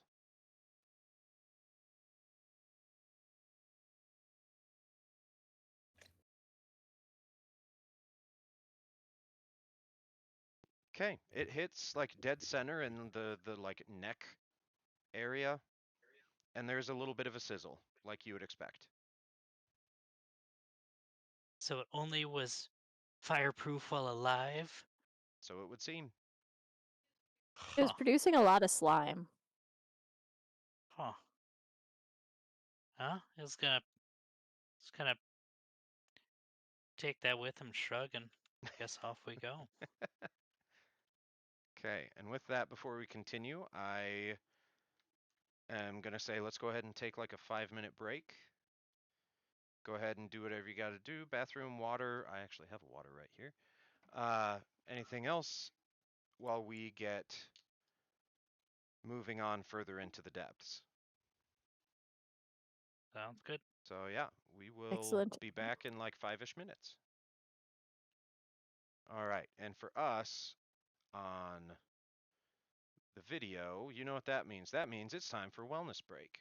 Dear Sweet Millie here is going to keep you accountable, so do something kind for yourself, whatever you got to do. I keep forgetting to take off that stupid Pal World thing. We're not playing Pal World. But Millie knows if you're taking care of yourself, and you don't want to disappoint that smiling face, do you? No. So we're gonna go ahead and run 3 minutes of ads, and then we'll get right back to it with further descents into the Everdark. We'll see you soon.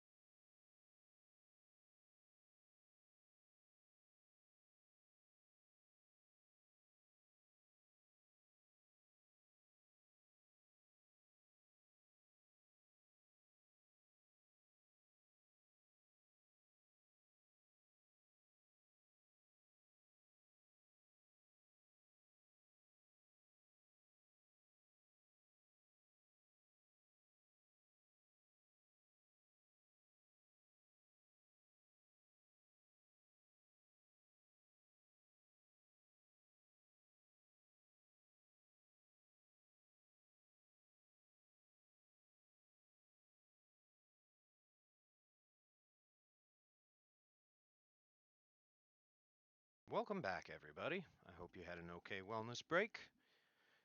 That'll be between you and dear sweet Millie, though. Our adventure had some interesting developments for fighting a giant snail that I was not prepared for. I hope you got a chuckle out of them. But while I give some time for the players to get back from their assorted wellness activities, um, I did want to say one of the things that I'm still trying to work out with the players was something brought up 2 streams ago, actually, from one of our viewers, Combat Carl, who wanted to know how the limit and uh, ban and action channel point reward would work during the D&D campaign, and I still don't know because that's something that I hadn't thought about as to how it would impact, since that was mostly based on affecting me playing a video game on stream. But I still want you guys to be able to use some of those redeems to interact with the game and with the players, but I don't want it to be in a way that makes their lives in the game more difficult if uh if I don't want them to have to deal with a hardship if they don't feel if that's not something they consent to. Um, so I'm still working through it with them, but mostly I just wanted to mention we're still trying to figure that out. That is an ongoing discussion. Um, but one of the ideas that was mentioned where that could be used rules as written to ban actions is maybe to periodically do a let's play stream of a multiplayer game with me and the party, and all of the players play the video game in character. So imagine doing like a Dead by Daylight where it's a 4-person survivor team that's me, which I guess I would probably just pick Ron or some other NPC we've met by that time. And then we would have a Yejier and Nemo and Cole, and those would be who's playing. It wouldn't be me, Pez, Rad, and Possum. So something like that could be fun. And then rewards like that could definitely be uh, usable and interactive. But if nothing else, that ban and action reward, I am leaning towards maybe only making that apply to me, the DM, in a way that could benefit the characters, but only so much because I don't want it to suddenly be not a, a meaningful and consistent D&D experience because I'm not allowed to make them make skill checks ever or something. Um, but we're working on that, and I hope we can come up with something extra fun for you guys. But I just wanted to address that before we get going. But I think everybody's probably back now, so we will continue our adventure right about meow. Once I get everybody back in Discord. Hello. Goose egg. Hi. I'm not threatening people. I'd be unsurprised if you were. She was gonna throw an egg at me. That sounds right. Okay, everybody back? Everybody ready? Settled in? Excited for the next stage of the adventure? I think so. Okay. I haven't heard anything from Rad yet. Rad, have you returned? Oh. Okay, that sounded like a no. Okay. We'll wait for Oh Rad no, then. sorry. No, we're good. We're good. Okay. It just dawned on me. I was like, Nemo's like still hurting. So, oh, Okay, so you guys go for a while. You traverse caverns, you find your assorted paths, which really they're pretty linear still. There's not a lot of branches and offshoots to go from. But you would spend a decent amount of time just walking, with Ron in the lead. So mechanically, you guys can have a short rest at some point. Um, so feel free to um, roll your hit dice, replenish any abilities you get replenished after a short rest, anything like that. And you see a couple forms of wildlife-ish that Ron doesn't even give you guys a chance to interact with. He just says we're leaving. But one of them you do see is one of the sources of the tapping sounds you hear periodically, which is, if I can ever remember to pull up a picture ahead of time, give me just a second. Do. I'm prepared, I swear. Overrated.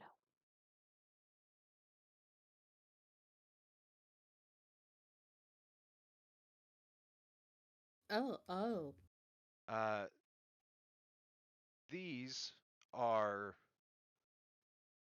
large monstrosities.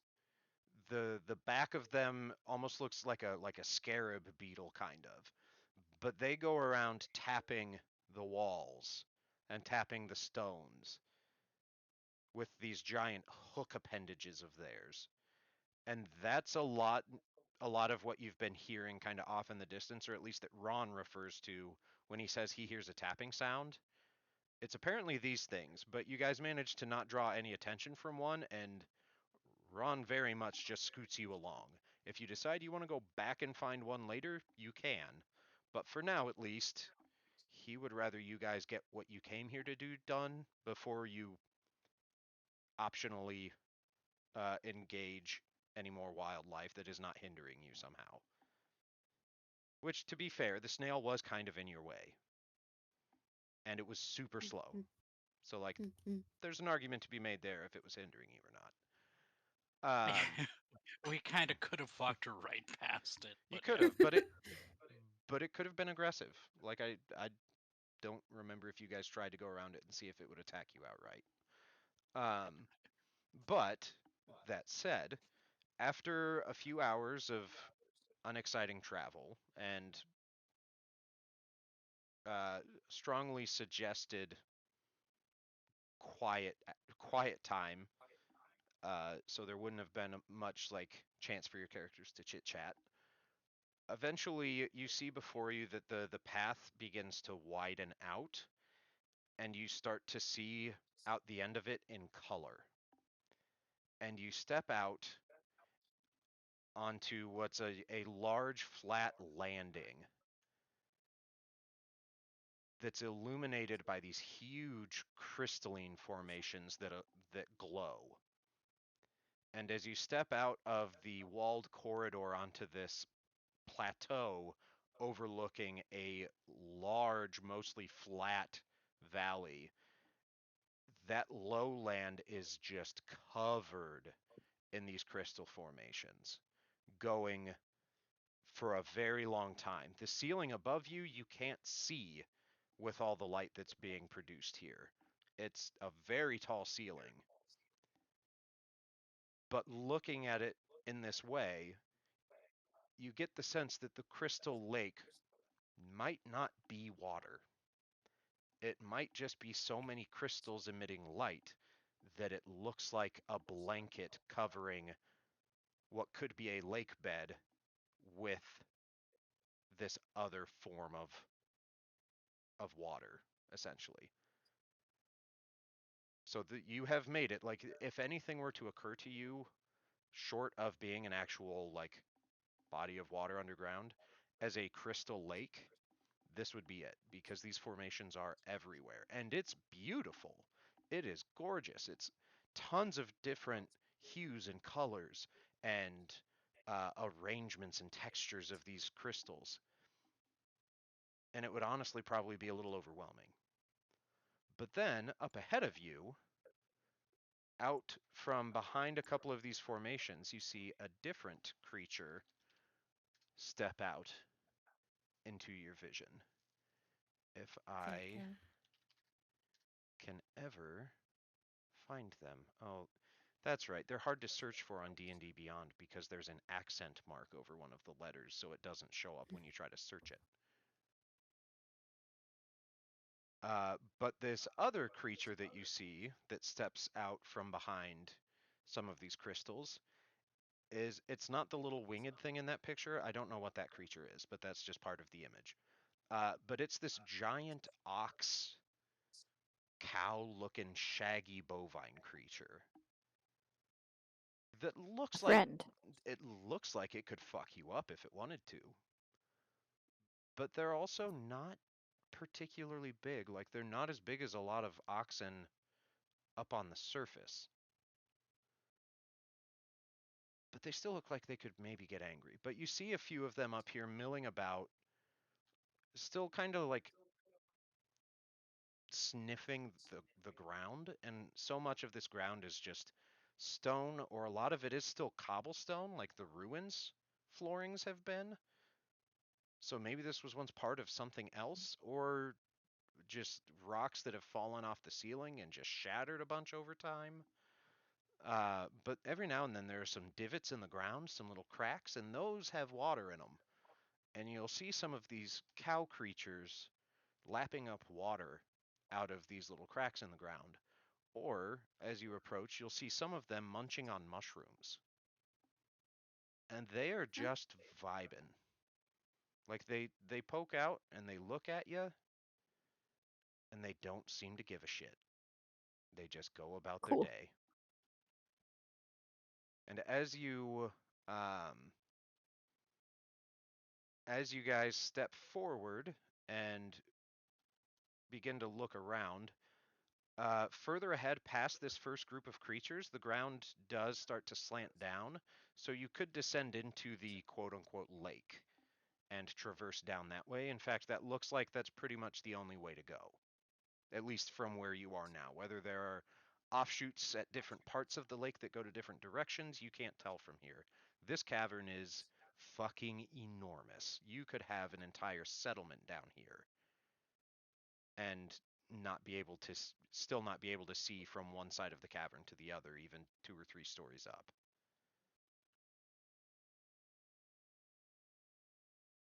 Oh boy.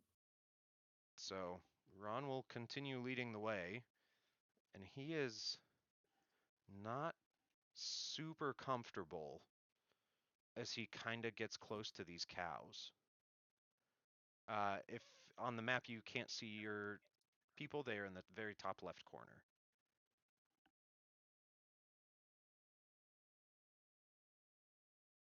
But he'll still lead the way and just, hey, buddy, you ain't gonna hurt us, right? We're just passing. I've never been good with fucking cows, but we're good. And the cows don't do a thing. They My head really. hurts too much to make a joke. I think if we leave them alone, we should be alright. Yeah, yeah, I reckon so. Cool, cool. So far, so good. Nice dirt cows. Good job. Oh, and I wouldn't give to have a fucking druid to make sure they weren't gonna do something stupid later. They're cattle. I assume they will. That's a cool looking mushroom. Fair point. Does that mushroom have feet? Which mushroom? This one just below you? It does not have feet. Yeah. Okay. It has a shadow on the image is all. But it Oh, Nemo's gonna run. Do not fight the cow for the mushroom. No. No, Um, I don't know if it's me being hit in the head, but I thought that mushroom had feet. I, well, that doesn't have feet, but from my vantage point, this isn't a cow. Or it's Do you know? one real hecked up looking cow. Yep, and that's right as you say that, Ron freezes in place, and you guys notice that there is something most certainly not a cow standing Oh, down next to some old ruins that have a water, like an actual little pond, where there's some more of these cows drinking and grazing question mark if this counts. Who knows if it's grazing if it's not, grass. Maybe it has some other word. But it is there and it is staring up at you and it looks like. So Nemo, you know how you thought that mushroom had feet? Mm-hmm. This one is a mushroom that has feet and arms and a head. Oh, And you were distinctly warned by pressure to be careful or just avoid the mushroom men. Mm-hmm. Because I forget how mushroom men came up, but they did. Oh, It the was the goblins. goblins. Yeah, the goblins Yeah. mentioned the mushroom men. Um, so Ron freezes and points. He's like, I don't know how y'all want to deal with this, but I think that's one of the people we were told to try and avoid. That looks an awful lot like a fucking mushroom to me. Yeah. yeah, that does. I am We happy were. to avoid. Is it? Is there a way to go that avoids it? Has it? It's seen us. Oh, it's seen you. It's looking right at you. If nothing else, it's heard you.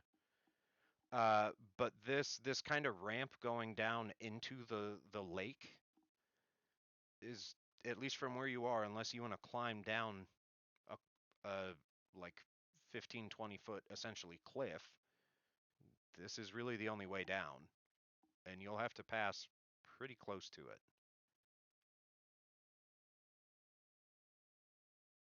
Uh, Should I we mean, I'm just wave? following Ron.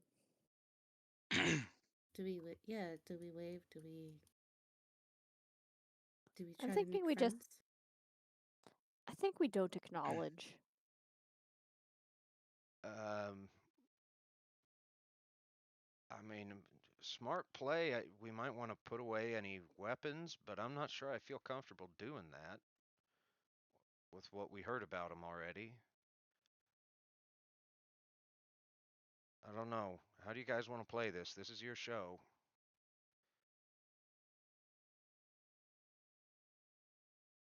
Asia Have is them fine out, putting her but weapon away. yeah, It's have kind it of hard snuck to across subtly your. have a spear. Yeah, have it across your back, but I'll be able to buy us time if it strikes. Maybe don't throw fire at it before it does anything. Ron All right. keeps nodding like, yeah, good point, good advice, good advice. Cole's gonna kind of bunch up his. He has almost like a shawl or something like around his neck. And he's gonna pull that up around his face, and it's kind of like stained with like ash and coal dust. This is what he wears when he's cleaning chimneys and such, but just to try and keep particulates out. Fair All enough. right, I love breathing spores. we were warned about him.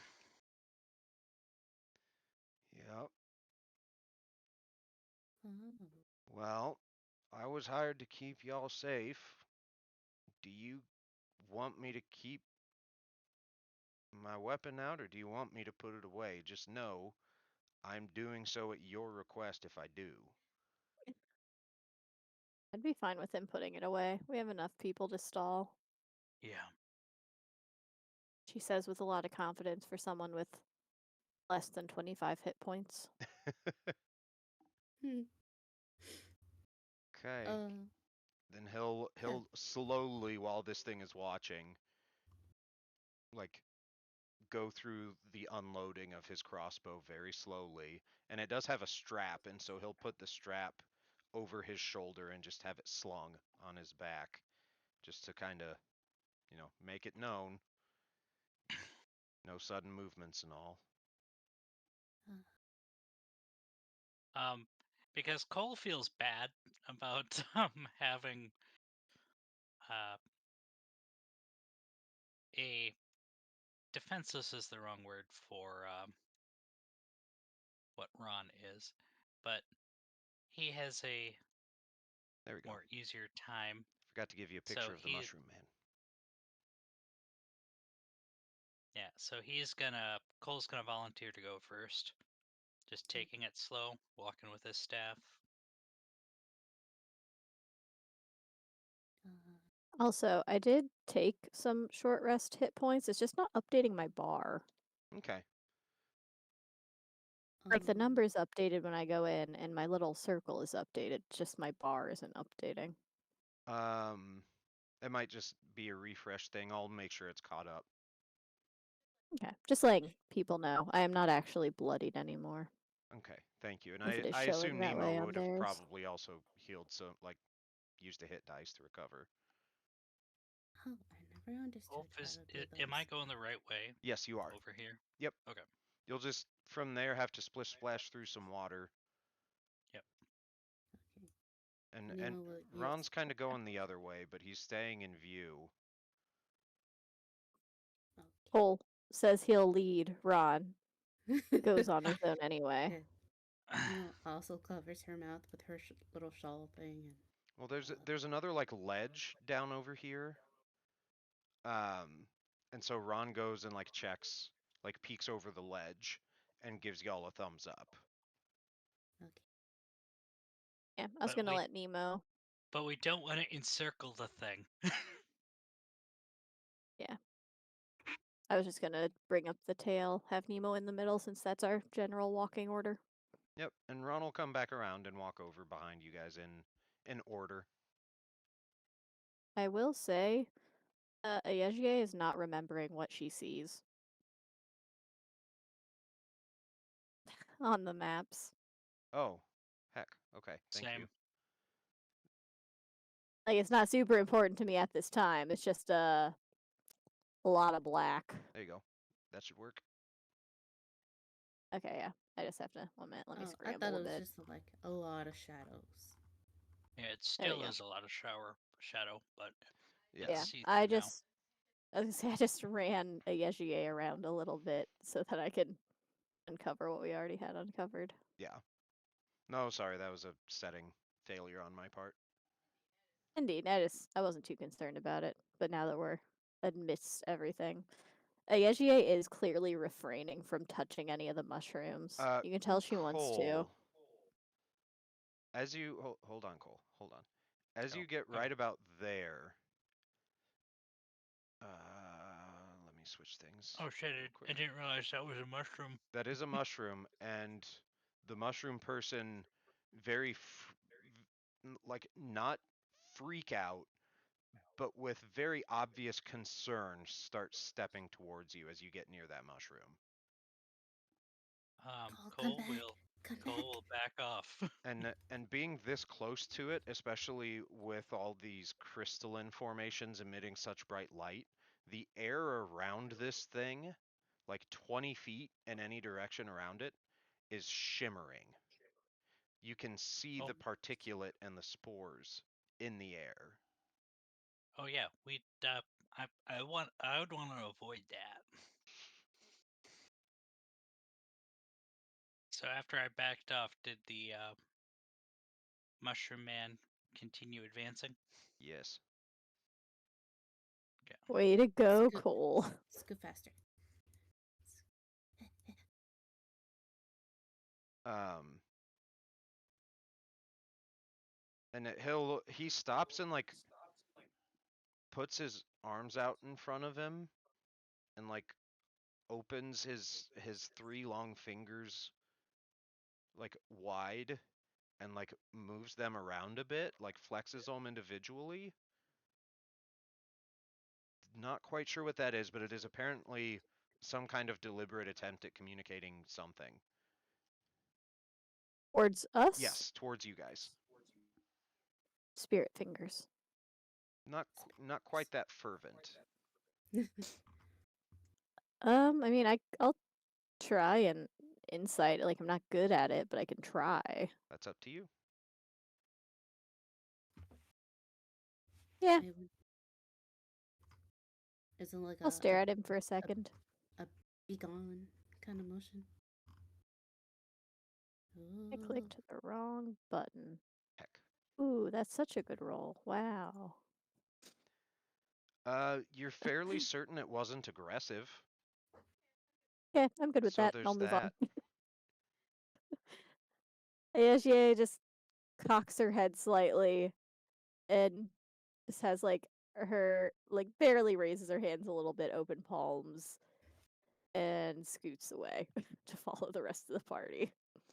And as you guys start scooting away, it puts its arms out again in front, much like it did before.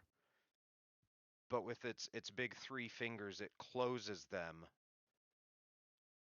It makes a fist and then opens its hand again, and then makes a fist, and then like with its hands closed, like circles its hands back toward itself. Like Everybody, almost like somebody with an open hand might do a circling back towards themselves. Like apparently whatever it's used to for body language is different than what you are, but it's definitely trying to say or do something. everybody, just stop for a minute. It's trying to communicate something. And as it steps forward, the spores follow it. It is emitting them slowly out from some part of like the back of its head, it looks like, from what you can tell, but it's not like ejecting them with great bursts or great clusters of new spores. It just kind of seems like they're lazily floating out every now and then. And as it steps into range for you guys to be inside this, you begin to get a weird sort of feeling in your head. And it's not bad. It's not pleasant. It's just kind of a thing you notice. And right about the time you're figuring out that it doesn't seem like it's doing you any harm, you suddenly feel inside your head a sensation of, why are you here?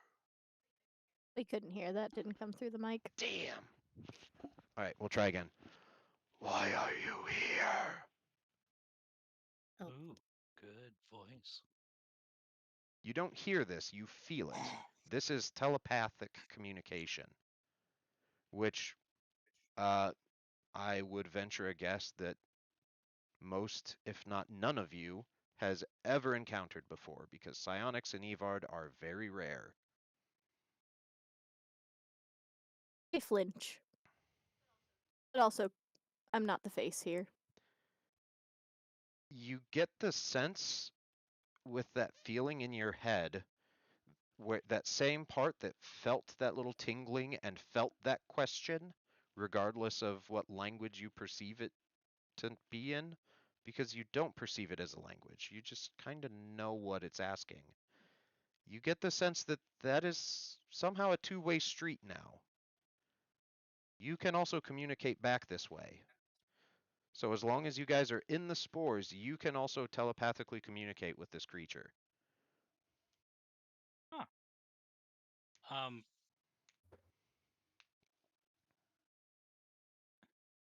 was gonna say, it doesn't feel like I should be the face, but okay. I just know that I'm not. I'm not telling it that I'm grabbing every mushroom I'm seeing. No. I'm no, smarter no. than that. So, But Cole likes to take charge, so so I guess I'm talking. I'm trying to think of what would be the right thing to tell him. Truth. So trying to use the thought talk thing.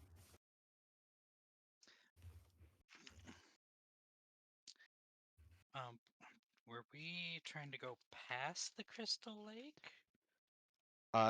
That had been Ron's impression because he hasn't seen any other direction to veer off. Well, I'm And trying to yes, what you were told trying to was remember beyond what. the Crystal Lake. Yeah. is the other set of ruins where you might find your object. Oh, okay. We are we are seeking to travel across the lake to another set or a set of ruins that has been abandoned for many years. All the ruins have been abandoned for many years. We missed the word all at the beginning of that, but we got everything else. Okay. I'm going to have to work on my character voices for microphone compatibility, but we'll get there.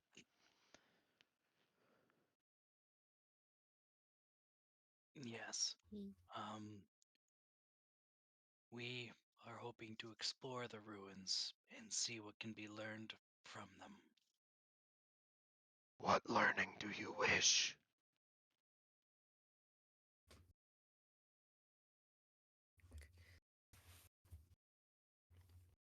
Inquisitive, explorative, to see if there are any relics yet hidden that might bring enlightenment to our people above.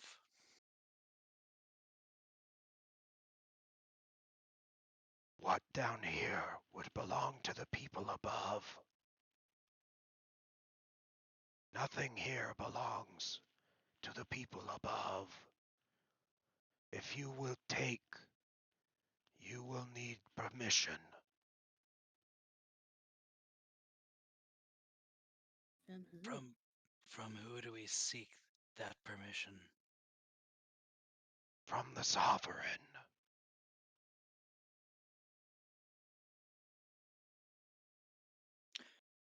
Are we allowed to investigate, or do No. we require the sovereign's permission to pass? Yes.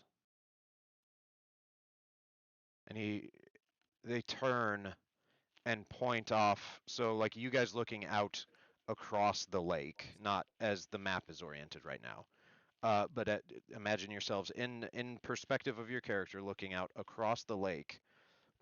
They point with all fingers extended and flexed together towards your right. So on the map, I guess that would be to the west of the map.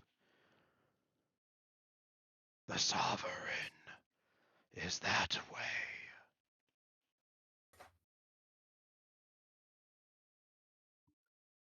So we speak to the sovereign, and based on their decision, we will be allowed to either pass or return to the world above. You will be allowed to live, or you will be allowed to die, Oh, as the sovereign sees fit.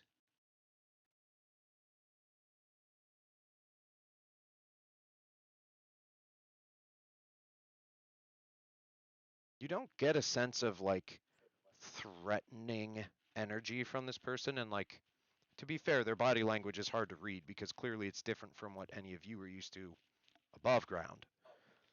But you don't get the sense that they're trying to be intimidating. They're just kind of stating things as they understand it. Well, there's two options: either you live or you die, I guess. Pretty much, yeah. I would like to not die. Yeah. Will you take us to the sovereign, or do we just proceed that way and look for some sort of marker? I can take you, but you will help run my Rothay.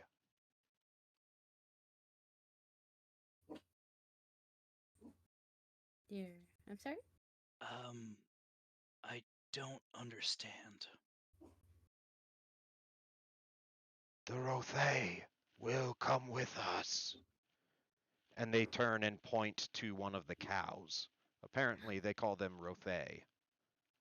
Ah,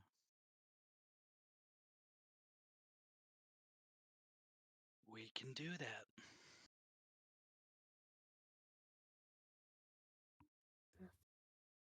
Very well. You will wait while I gather, and then we leave. Okay. Understood. And they go around and begin kind of just walking around each cow a little bit, or at least like to get them within the area of these spores. And as soon as they're out of range, that feeling is gone from your head. You have to, it's pretty easy to figure out. You have to be in the spores in order to do this. As soon as it's gone, as soon as they're gone, it's gone. You can no longer have telepathy. Hmm. So, But they are keeping an eye on you as they go gather their animals. And the cows just sort of start following. Presumably, they also have some capacity for the telepathy, or at least understanding the telepathy.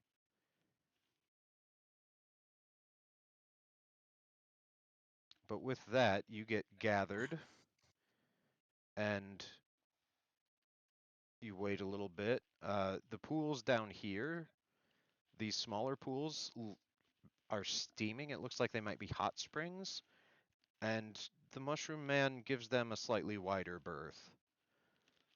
But these two mushrooms here are quite large. Even the smaller one is taller than this creature. And some of the the features of the caps and the stalks are mildly similar to some of the features of this creature. And it walks up to the bigger one and like cleans or brushes or scrapes something about the ground at the base of it with uh, either indifference or maybe reverence. It's hard to tell. And then walks over and looks at the smaller one and almost does the same thing, but stops and stands back up and then reapproaches you as all of these Rothe begin. I'm not going to go move the tokens individually. Uh, seems pretty lazy, but okay. um, but they start funneling in towards you, and as they do, like some of them are still stopping to like drink or eat. Uh, hold on one sec. Chat told me to hydrate, so I gotta hydrate real quick. Also, hi Carl. Okay, hydration. Um, do do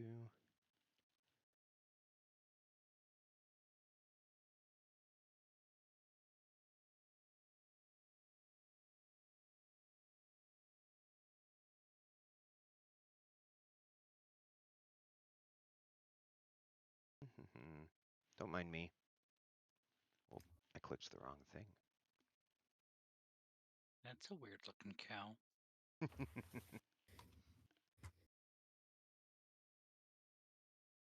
Yes, indeedy. Hmm? Do do do do do.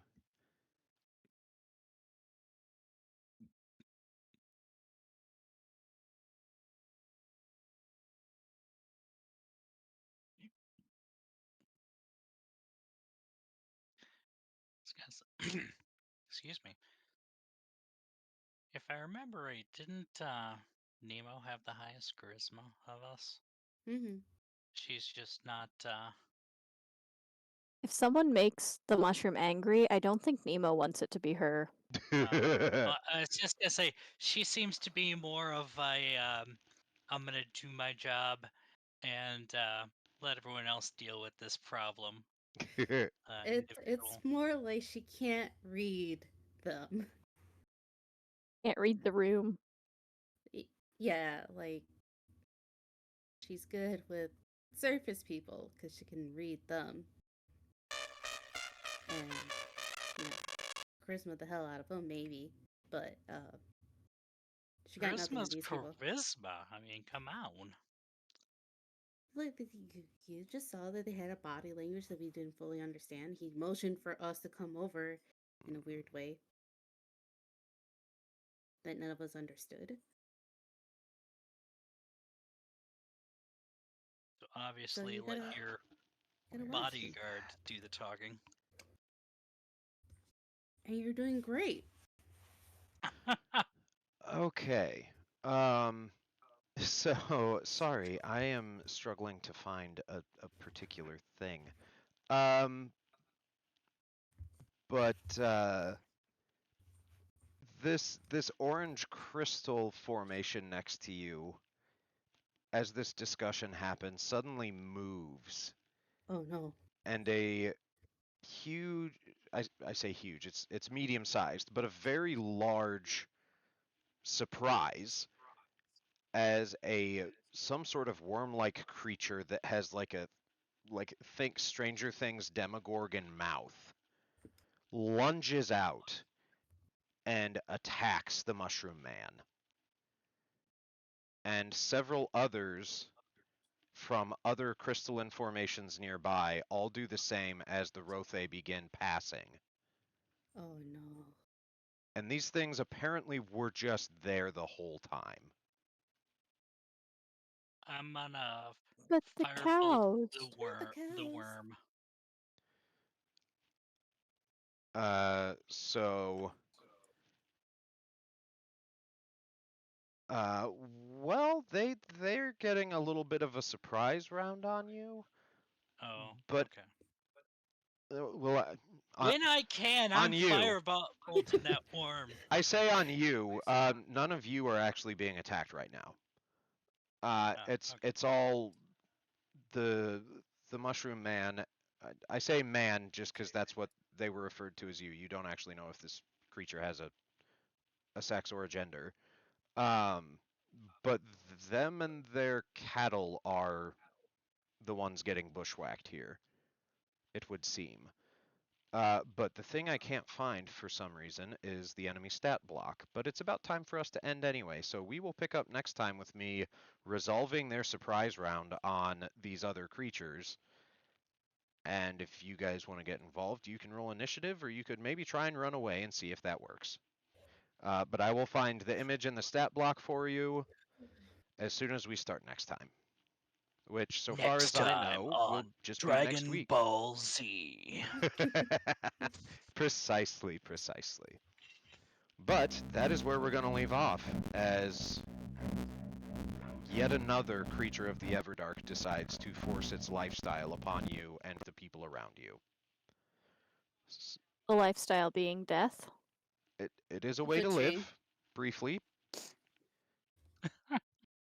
But thank you for playing tonight, guys. I had a bunch of fun getting back at it, and as far as I know, Thank I'll plan you. on seeing you again next week for the next Hells, installment. hells yeah. Yeah. Thank you all. Thanks, friends. Thank Yep. Have a good you. night. Good Good Thanks, night. everyone. Happy New night. Year. Happy New Happy New Year. Happy Year. New Year. Bye Bye bye. bye. Bye bye bye. Okay. We made it, chat. Carl, thank you. It's good to see you. Happy New Year, my friend. Sorry, I was seeing your messages. Um, and I'm sorry you weren't notified of the game. I don't know. I've noticed Twitch does that sometimes. Like for channels I specifically try to keep up on, it just won't tell me sometimes. Um, but yeah, it's good to see you. I hope that you had a great New Year's. Thank you for the good Yule. Good Yule to you. And tonight is actually the last night of the traditional Yule. It is 12th night. So like the 12 days of Christmas was originally, at least in Northern Europe, it was Yule or Yule. And tonight's the last night. That's kind of a for folks who observe the older winter holiday Yule tradition. Um, like this is one of the first night and the last night are like the two biggest observances and hangouts, and one of the big things for Yule is just spending time with people and being with friends and family. And we got tons of time around family, and I'm glad we got to spend the first night of the new year, the last night of Yule, with you guys doing our D&D campaign that we have so much fun with. Skull to you, Carl. I will drink water to that.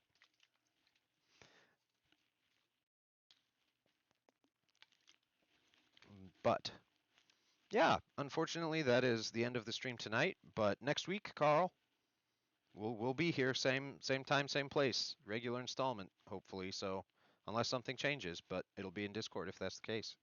Otherwise, feel free to check out the VOD, catch up on anything you missed. The snail fight was pretty fun. If I don't remember if you were there for the end of the last session when they picked a fight with a flail snail, but that was most of this session, and it was a good time. You'll be tuning in. Excellent. I'll be looking for you. And if you can't, that's okay. That's why there's VODs. But everybody have a good night. I hope you have had a good first day of the new year. And here's hoping 2025 is nothing but the best for all of you and for all the adventures we have together as a D&D campaign and as a channel. So we'll see you next week. Stay tuned. There will be more to follow.